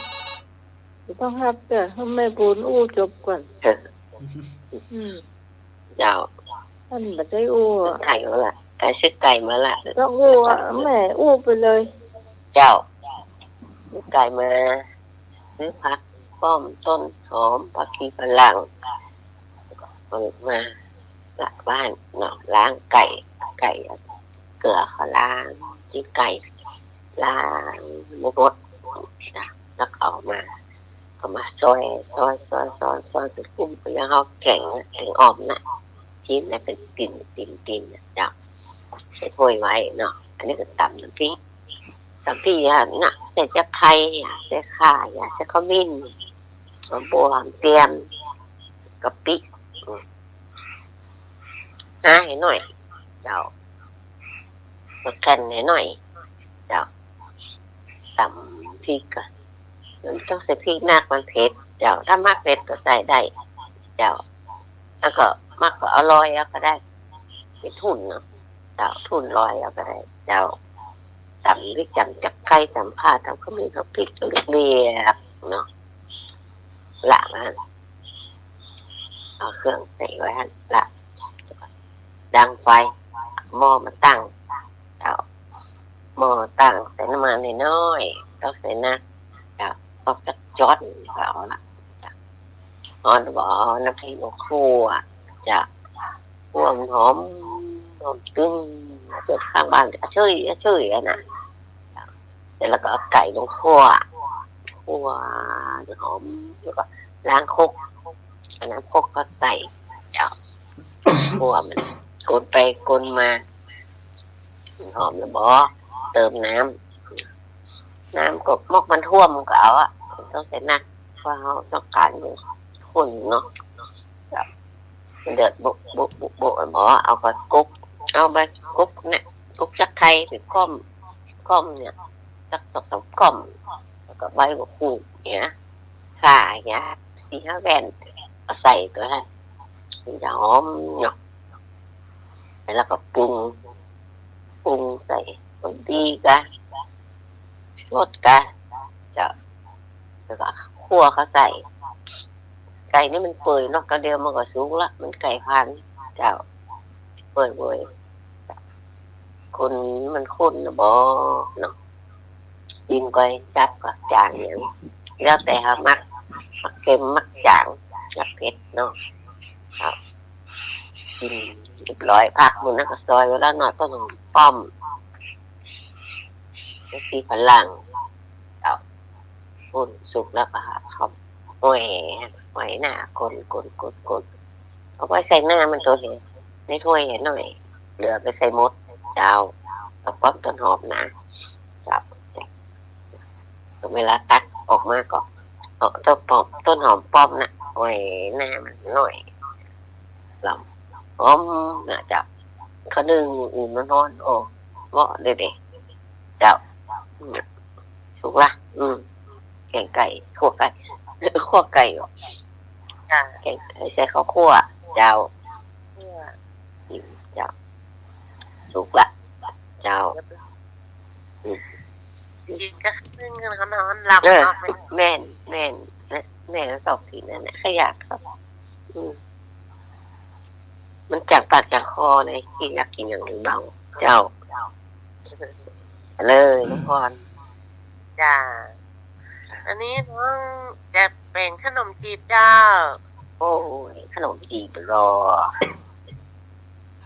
จะเตรียมไว้นะเจ้าขนมจีบของน้องนี่จะใช้แป้งเกี๊ยวเจ้ามันนะเอาต้มมันนะที่ลวกต้มมันได้จะเกี๊ยวต้มเจ้ามันจะแป้งเกี๊ยวนี่มันจะมี2อย่างเนาะมีแบบทอดกับแบบต้มจ้ะน้องจะใช้แบบต้มแล้วนะเอากระเทียมไว้เนาะสัก1 กิโลก็ได้จ้ะเตรียมไว้ก่อนเนาะแล้วเอามาเตรียมใส่มันเนาะเดี๋ยวกระเทียมไว้ก่อนนะเจ้าล้างเอากระเทียมมาก็ไปล้างน้ำกำแล้วมาตำเพื่อจะเอาเจียวเนาะเจียวอะไรนะจ๊ะตำให้ละเอียดนะคะถ้ามันเป็นโลโก้ซาเป็นโคก็ก่อนมาซับกำจะซับให้ละเอียดเนาะแล้วก็ซับละเอียดแล้วก็ใส่ถ้วยไว้นะเจ้าจ้ะแล้วก็ไส้ก็ใช้ไส้หมูสับกระเทียมพริกไทยนะเจ้าหลังจากเข้าตำกระเทียมเสร็จแล้วละที่เอาเจียวก็แบ่งไว้ละแล้วก็ที่เอาจะใส่นะมีกระเทียมพริกไทยรากผักชีนะเจ้าเอากระเทียมสัก5 6 7 10จ้ะแล้วรากผักชีก็ประมาณสัก2-3 หักเนาะหั่นให้ละเอียดจะหั่นปล่อยเลยแล้วก็ใส่โคกก็จะแล้วพริกไทยประมาณ7-8 เม็ดเนี่ยจะเอาใส่ในโครกกันเนาะรวมกัน3 อย่างนี่โครกรวมตำให้มันเท่ากันนะเจ้าตำให้ละเอียดเลยนะเจ้าแล้วก็ตักให้ถ้วยพักไว้นะเจ้าแล้วมีหมูสับเนาะหมูสับประมาณสัก2 ขีด 3 ขีดก็ได้เจ้ากะเอาเนาะกะว่าเราจะใจตะใดค่ะก็ใส่ไปประมาณ3 ขีดก็ได้จ้ะเราเตรียมไว้เนาะแล้วก็เอาหม้อตั้งหม้อน้ำมันเจียวหอมก่อนนะเจ้าเตรียมกระเทียมเจียวน้ำมันตั้งน้ำมันใช้ไฟกลางๆนะเจ้าเอาน้ำมันเข้าใส่บนกระทะตั้งหม้อแล้วก็พอน้ำมันร้อนเราก็เจียวกระเทียมนะเจ้า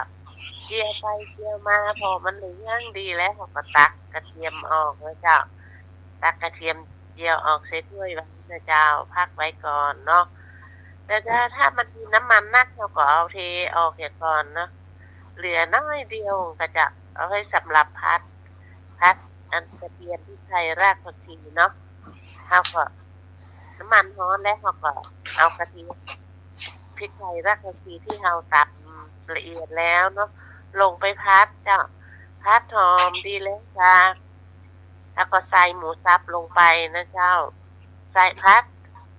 กับหมูสับพัดไปแล้วเราก็ใส่ซอสแม็กกี้ก็ได้ซีอิ๊วขาวก็ได้จะใส่1 ช้อนชาครึ่งช้อนโต๊ะก็ได้จะใส่เข้าไปน้ำตาลทรายนิดหน่อยเจ้าพัดที่มันเข้ากันนะเจ้าซอสมันก็เค็มแล้วเนาะต้องใส่ผงชูรสอย่างสักอย่างใส่น้ำตาลทรายสัก1 ช้อนชาพัดเข้าไปนะพัดพอกะว่า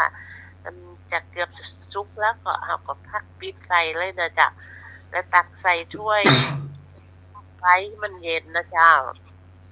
แล้วเราก็ตั้งซึ้งเจ้าตั้งซึ้งนึ่ง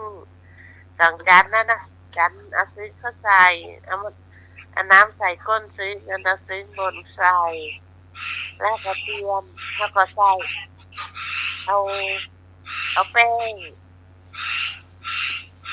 ให้เคี่ยวเจ้า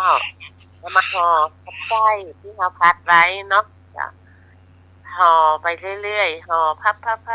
ขีบแล้วก็เรียงบนซึ้งแล้วจะเรียงไว้ในซึ้งขึ้นทำจนครบเสี่ยงไส้เนาะไส้เสี่ยงแล้วก็ถ้าก็เปิดไฟเนาะเอานึ่งไปเรื่อยๆจะนึ่งประมาณสัก10 นาทีดูแล้วถ้ามันแป้งเคี้ยวแข็งเราก็พรมน้ำไปเรื่อยๆนะเจ้านึ่งประมาณ30 นาทีนะเจ้าใช้พรมจนแป้งเคี้ยวนิ่มเลยนะเจ้าถ้ามันแข็งอยู่เราก็พรมน้ำไปเรื่อยๆพรมน้ำจนนิ่ม แล้วประมาณ30 นาทีก็สุกแล้วจ้ะเพิ่นเมื่อมันสุกแล้วเราก็ตักใส่จานเนาะเอามาเรียงอยู่ในจานโรยกระเทียมทอดกระเทียมเจียวนั่นเนาะแล้วเวลาเราจะกับผักก็ใจผักสลัดอะจ้ะเอามากับเป็นเครื่องเคียงอะจ้ะหล่ำนั้นจ้ะอันนี้หอมกระเทียมเจียวนะจ้ะแล้วก็จิ้มด้วยซอสเปรี้ยวเจียวนั่นน่ะจ้ะอันนี้หล่ำจ้ะจิ้มสักเดียวก็เสี่ยง5 นาทีก็เสี่ยงกันแล้วจ้ะกินหลายคนนะหลายคนมันลำเนาะจ้ะจะรับลำแม่เจ้าแม่ละมันเปิงกันเหรอแล้วก็พี่แต้น่ะพี่แต้เป็นหน่วยนะชอบเพชรเหรอพี่โซดแม่พี่แต้เม็ดน้อยน่ะเขากับจ้าถ้าคนมาชอบเพชรก็บักกับได้จ้ะมันกรับเหรอแม่มันกรับซะมันเพชรเพชรจ้าเอามาเพชรเจ้าเสร็จแล้วถ้าเราเสร็จกับข้าวก็เสร็จแล้วอันนี้น้องใหม่จะกินอย่างมาเริ่มกะแกงเฮ็ดยาน้องใหม่อ่ะช่วงนี้ก็เฮ็ดกันนักเนาะตกนะจ้ะเพราะว่าไม่ได้เป็นประตูเชียงใหม่ให้จะนักอยู่จ้ะฝนมันตกอ่ะมันออกเจ้ามาฝนตกไปไหนก็ได้จ้ะน้ำไปกาดจ้ะไปกาด12 ปันนาโอ้กาด12 ปันนาครับเลยได้เฮ็ดมาแต่น้ำมันไม่ได้กินจ้ะมันผูกกันมาตรการครับแฟนพันธุ์แท้ครับแกงพันธุ์แท้นะแกงไก่นะแกงไก่กินก็แค่หมูแค่หมูกับหนังปองมากขนาดเลยเข้ากันอย่างดีเลยครับนะนึ่งแล้วเข้าใหญ่เข้ากับหน้ามาตรการครับมากไข่มากมันเอ็น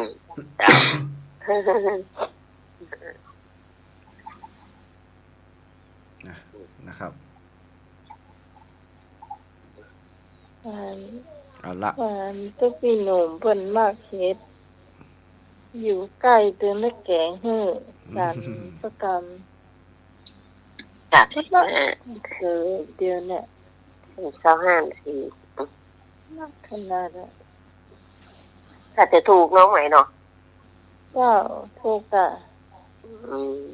ใช่เนี่ยน้องใหม่ใครอยู่ใกล้ๆกันแล้วซื้อมาค่ะวัน2 วันแม่ก็ไปวัน2 วันแม่ก็ไปของได้กินของป่าที่ดูต่างเฮ็ดหน่อสะปะโอ้เจ้าหน่อไม่ไหลออกตัวเนี้ยหน่อไม่ไหลก็ถูกลำเดียวเนี่ยเจ้าเฮ็ดแพงเหรอ9 บาทกิโลน้อง9 บาทเสียงก็เขียนมันได้หนุ่ยลองกองก็ถูกน้อยพันเนาะว่าลองกองก็ถูกโอ้ดูต่างขินกิโล20 บาทจ้ะนั่นน้องซื้อ35เป็นไงนะแบบคาดอ่ะมีรถมาขาย4 โล 100ถ้าจะซื้ออย่างโลเกิงก็50 บาท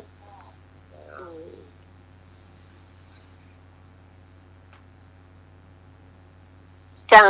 แกะหัวมือประดามหมดอ่ะยางมันต้องฟองอ่ะยางมันออกปิดหัวแม่มือบีบก็ได้จะบางแกนกันนะเปลือกหนา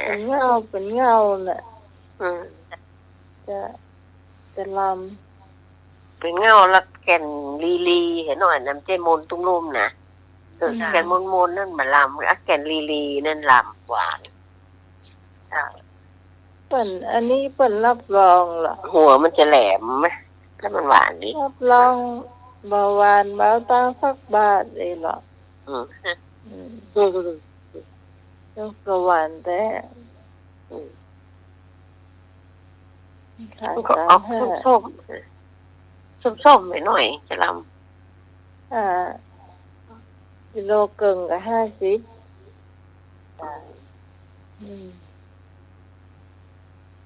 ที่ตามได้กินแล้วว่า ำแล้วเงาะก็มากำลังมาเงาะแม่แต่งกะ บ้าน เงาะ เรา บ้าน เป็ เฮาน หยังก็มีบ้านเรา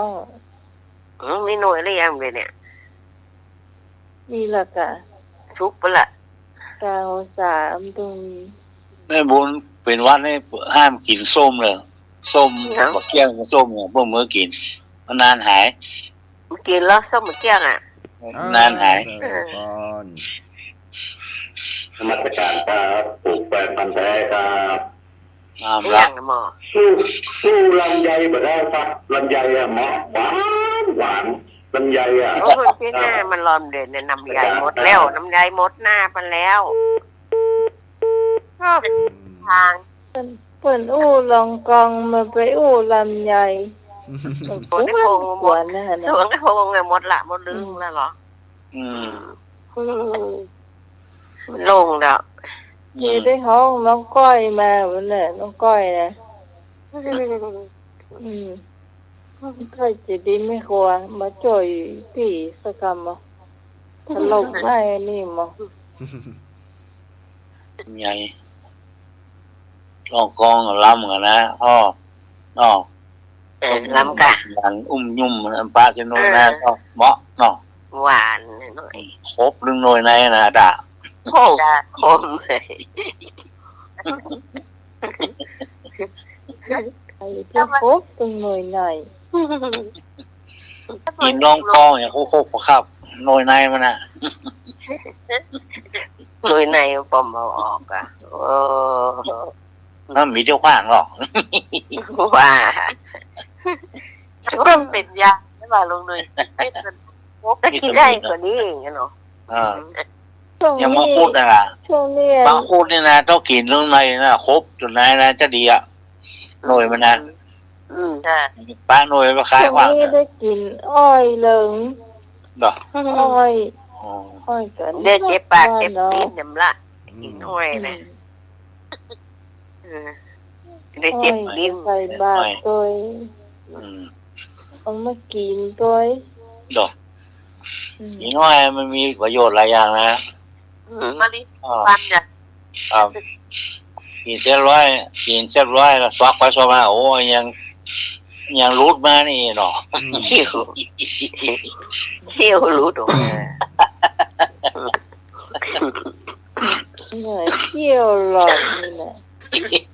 ใจเที่ยวประกำ โอ้โห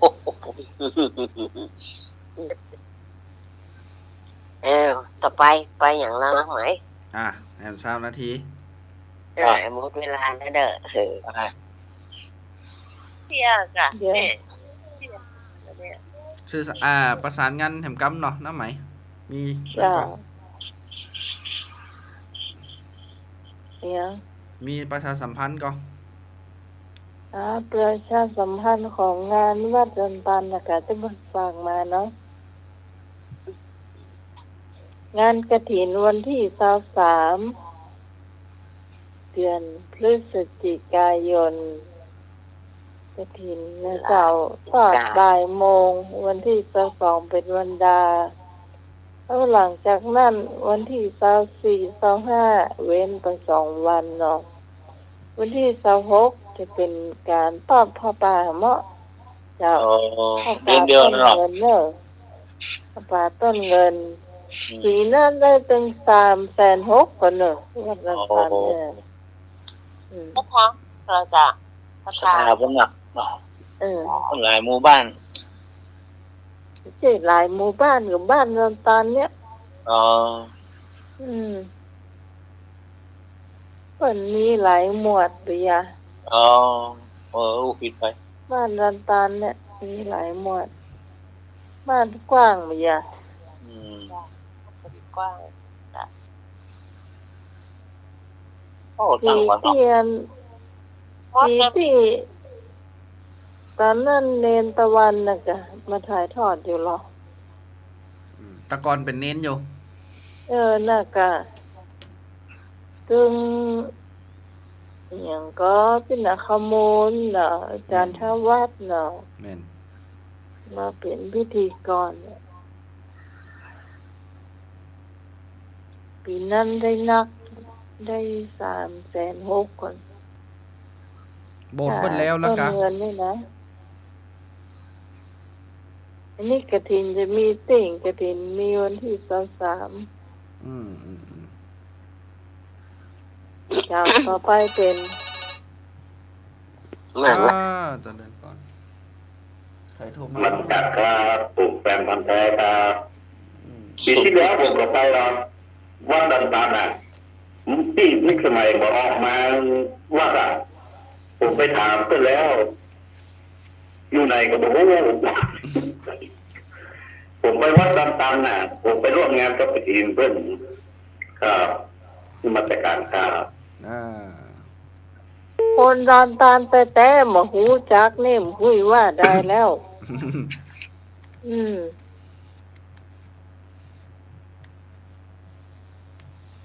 มีคนเดียวแต่ยะชื่อนี้นามสกุลนี้ อืม ถ้าบอกมานี่ก็บอกหูอะจะไปถามไผที่ไหน ถามตั้งแต่พุ่นนะเจ้าหมู่2เขาต้องหูจักหมดอะ อ่ะจำต่อไปคือ จะต่อไปเป็นเที่ย เจียมา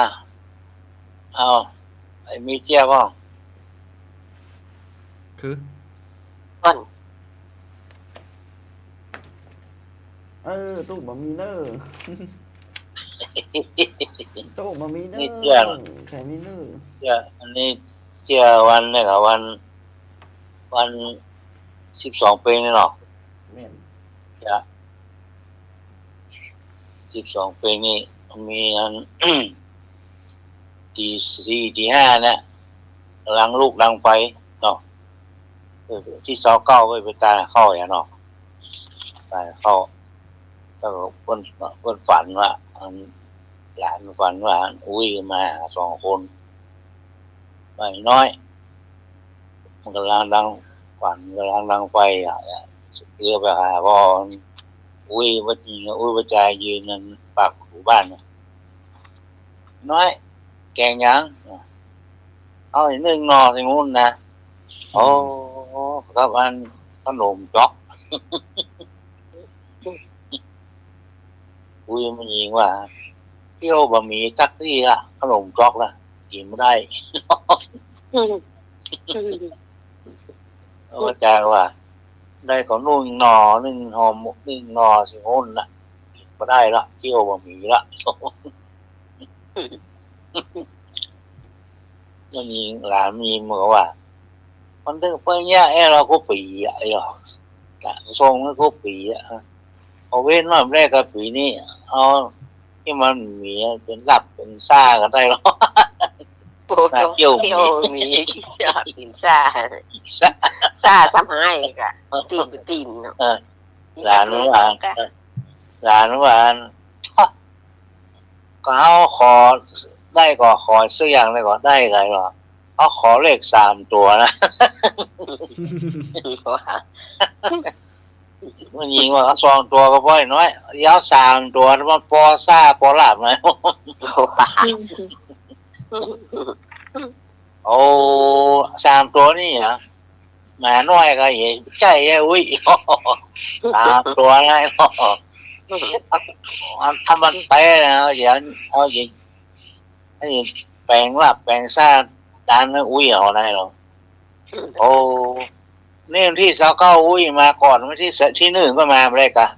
ทีนี้ก็ตายเลย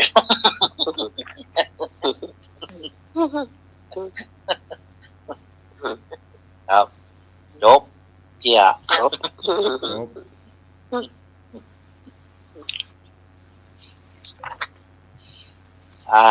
เรื่องที่1การถ้าเปลี่ยนพลังว่าไอ้ฮะว่านารวีเนาะ แม่นว่ะ ฮาโลวีน ฮาโลวีน จะฮาโลวีนฮาโลวีนก็12เป็งเท่านี้ก็เป็นวันปล่อยผีปล่อยเพศเนาะ ครับ เพราะว่าตรงเมืองเฮาก็บรรพบุรุษ ปล่อยมาบ้านเนาะ บรรพบุรุษจะปิกบ้านจะ บ้านไปหาลูกกับหลานเนาะ มากิน เป็นม่อนเป็นทวดละเนาะ แม่น หาลูกกับหลานไปสักเดือนเลยเนาะ อืม คนพ่อป้าปู่แล้วไปสักเดือนเลยเนาะเอามาเปลี่ยนพ่ออย่างเนาะ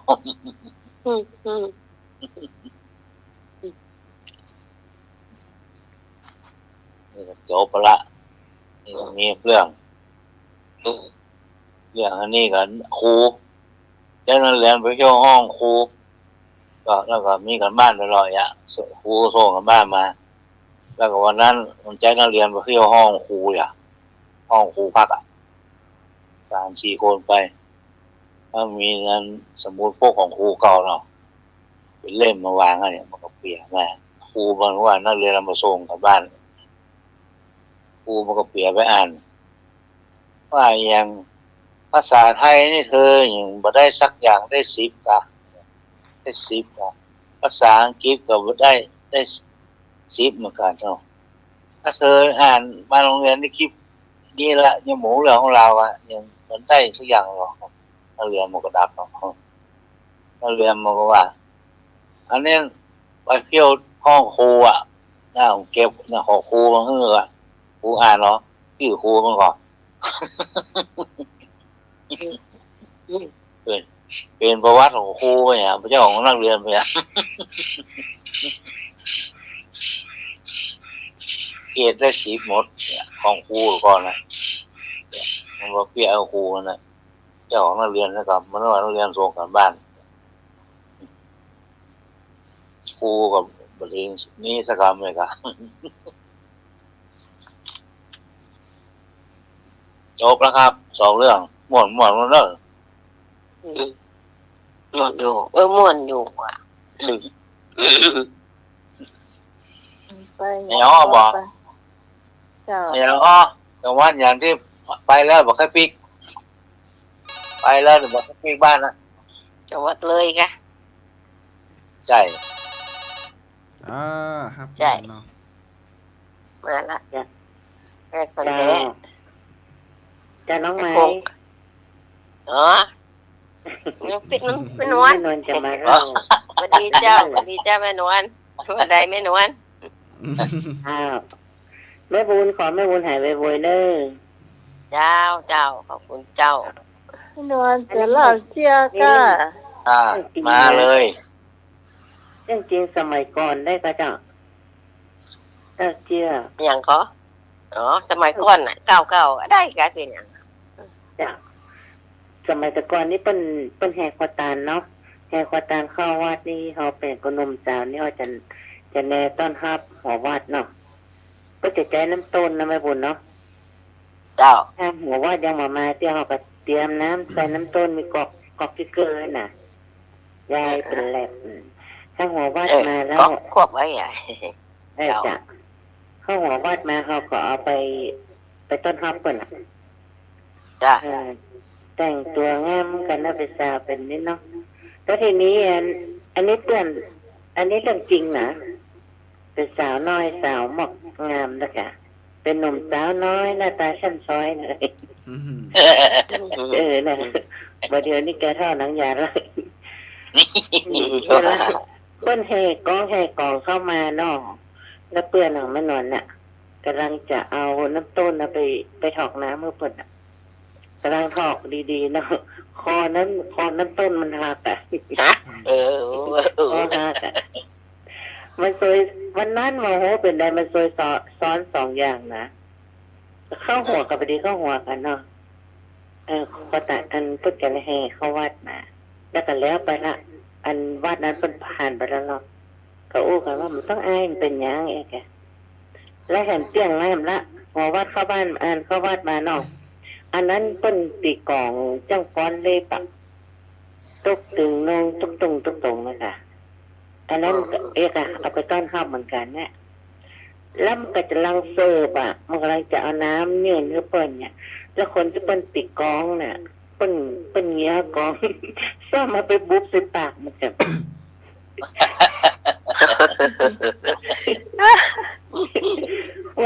วันนั้นมันเคยสั่งซอสนะนึกคือถึงความหลังแล้วมันก็ม่วนเลยนะแม่บุญเนาะกล้าขอน้ำต้นหามันก็อายแล้วนะก็มาโดนค้อนก้องบุบปากใช่ไหมเป็นผ้าเป็นผ้ามันรุ่มๆหมดอ่ะ ไม่นวล จ้า มันเหม็นแต่เหม็นว่าแต่ แม่ว่า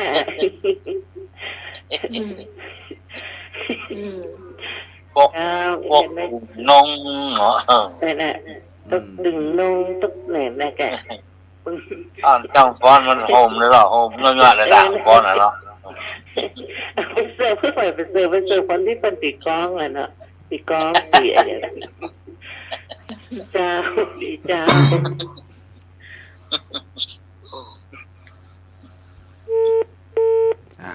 นะครับ คำถามไม่หนุ่ยอย่างก็อย่างอ้อมมาสักข้อ2 ข้อ 5 นาทีจังหวัดอะไรไปแล้วไม่อยากกลับบ้านจังหวัดอะไรใครโทรมาอันล่ะคนเดิมฮัลโหลติดแล้วเนอะนมัสการครับผมแฟนพันธุ์แท้ครับคนเดิมโอ้แต่ก่อนปล่อยหลวงนะม่วนขนาดเลยอะสมัยแต่ก่อนนะปล่อยหลวงม่วนขนาดเลยครับล้ำเหลือโอ้แหกกว่าดานยิ่งใหญ่ขนาดเลยครับม่วนขนาดนั้นนมัสการครับต้องไปงดห้าไก่เอาละจะจบรายการเท่าแล้วนะเหลือ5 นาทีเนอะจังหวัดอะไรอย่างไปแล้วไม่อยากกลับบ้านโอ้ม่วนแต่ม่วนว่าจังหวัดเนี่ยเหรออยู่ภาคไหนภาคกลางภาคอย่างนี้ลืมไปละภาคกลางกะภาคกลางเนี่ยวัดนครสวรรค์ถูกต้องว่ะจำได้เป็นนครสวรรค์ด้วยว่ะ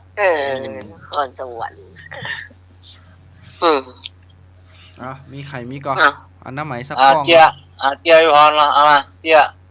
แล้วอย่างอ้อละเอาแล้วเนาะเจี๊ยบละไปอย่างอ้อเนาะไปจะถามไหม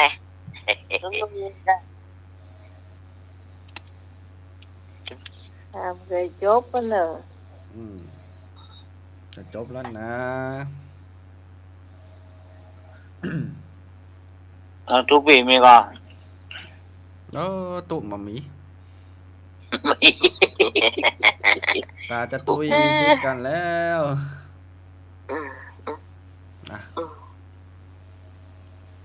เนาะวันนี้นะครับเห็นวัน1วันเสาร์อาจารย์สมัครตะกี้โทรมาเนอะอาจารย์สมัครครับเปิ้นก็ลาเลยเปิ้นอยู่พิจิตรเนาะลาก็ได้เหรอเหลือ4 นาทีนะครับจ้าสำหรับค่ำคืนนี้ขอบคุณคุณผู้ฟังที่อยู่เป็นคู่เป็นทีมกันจนช่วงสุดท้ายของรายการนะเจ้าขอบคุณอาจารย์พระครูสมุวิศวรวรกิจเจ้าพุ่มในการสถานีนะเจ้าขอบคุณทุกวิตะวันที่มานั่งทับโทรศัพท์เปิดเพลงให้ตัวนะเจ้าแล้วก็ข้าเจ้าพี่สมัยสุริยรอนเจ้า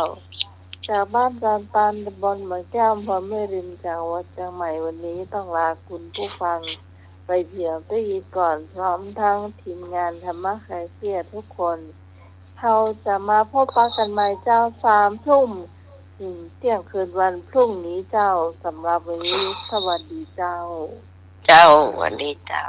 ครับอันเพลงของเฮาอย่างก็ที่จะนี่นะคำวอนก่อนลาคำวอนก่อนลาเนาะเดี๋ยวก่อน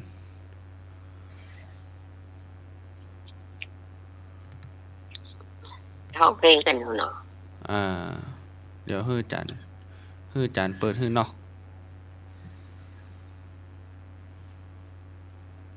นะครับเพลงเดี๋ยวเนาะเพลงอยู่ไหน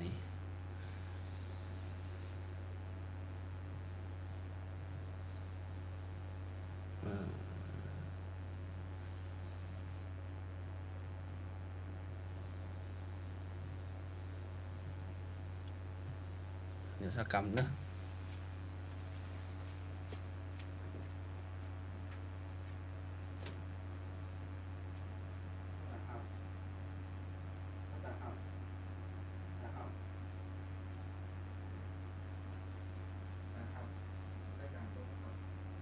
กำลังช่องเพลงนะครับ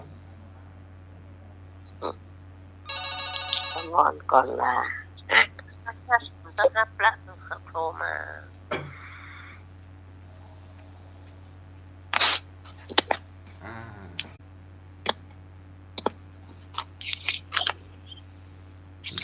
เปิดเพลงของอย่างก็น้าใหม่คำวอนก่อนลาอีเนาะ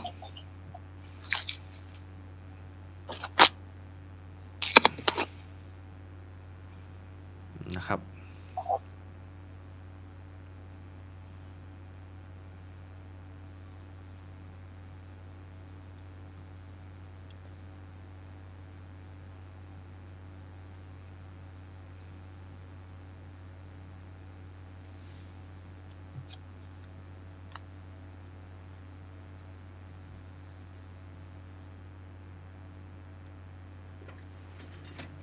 อ๋อ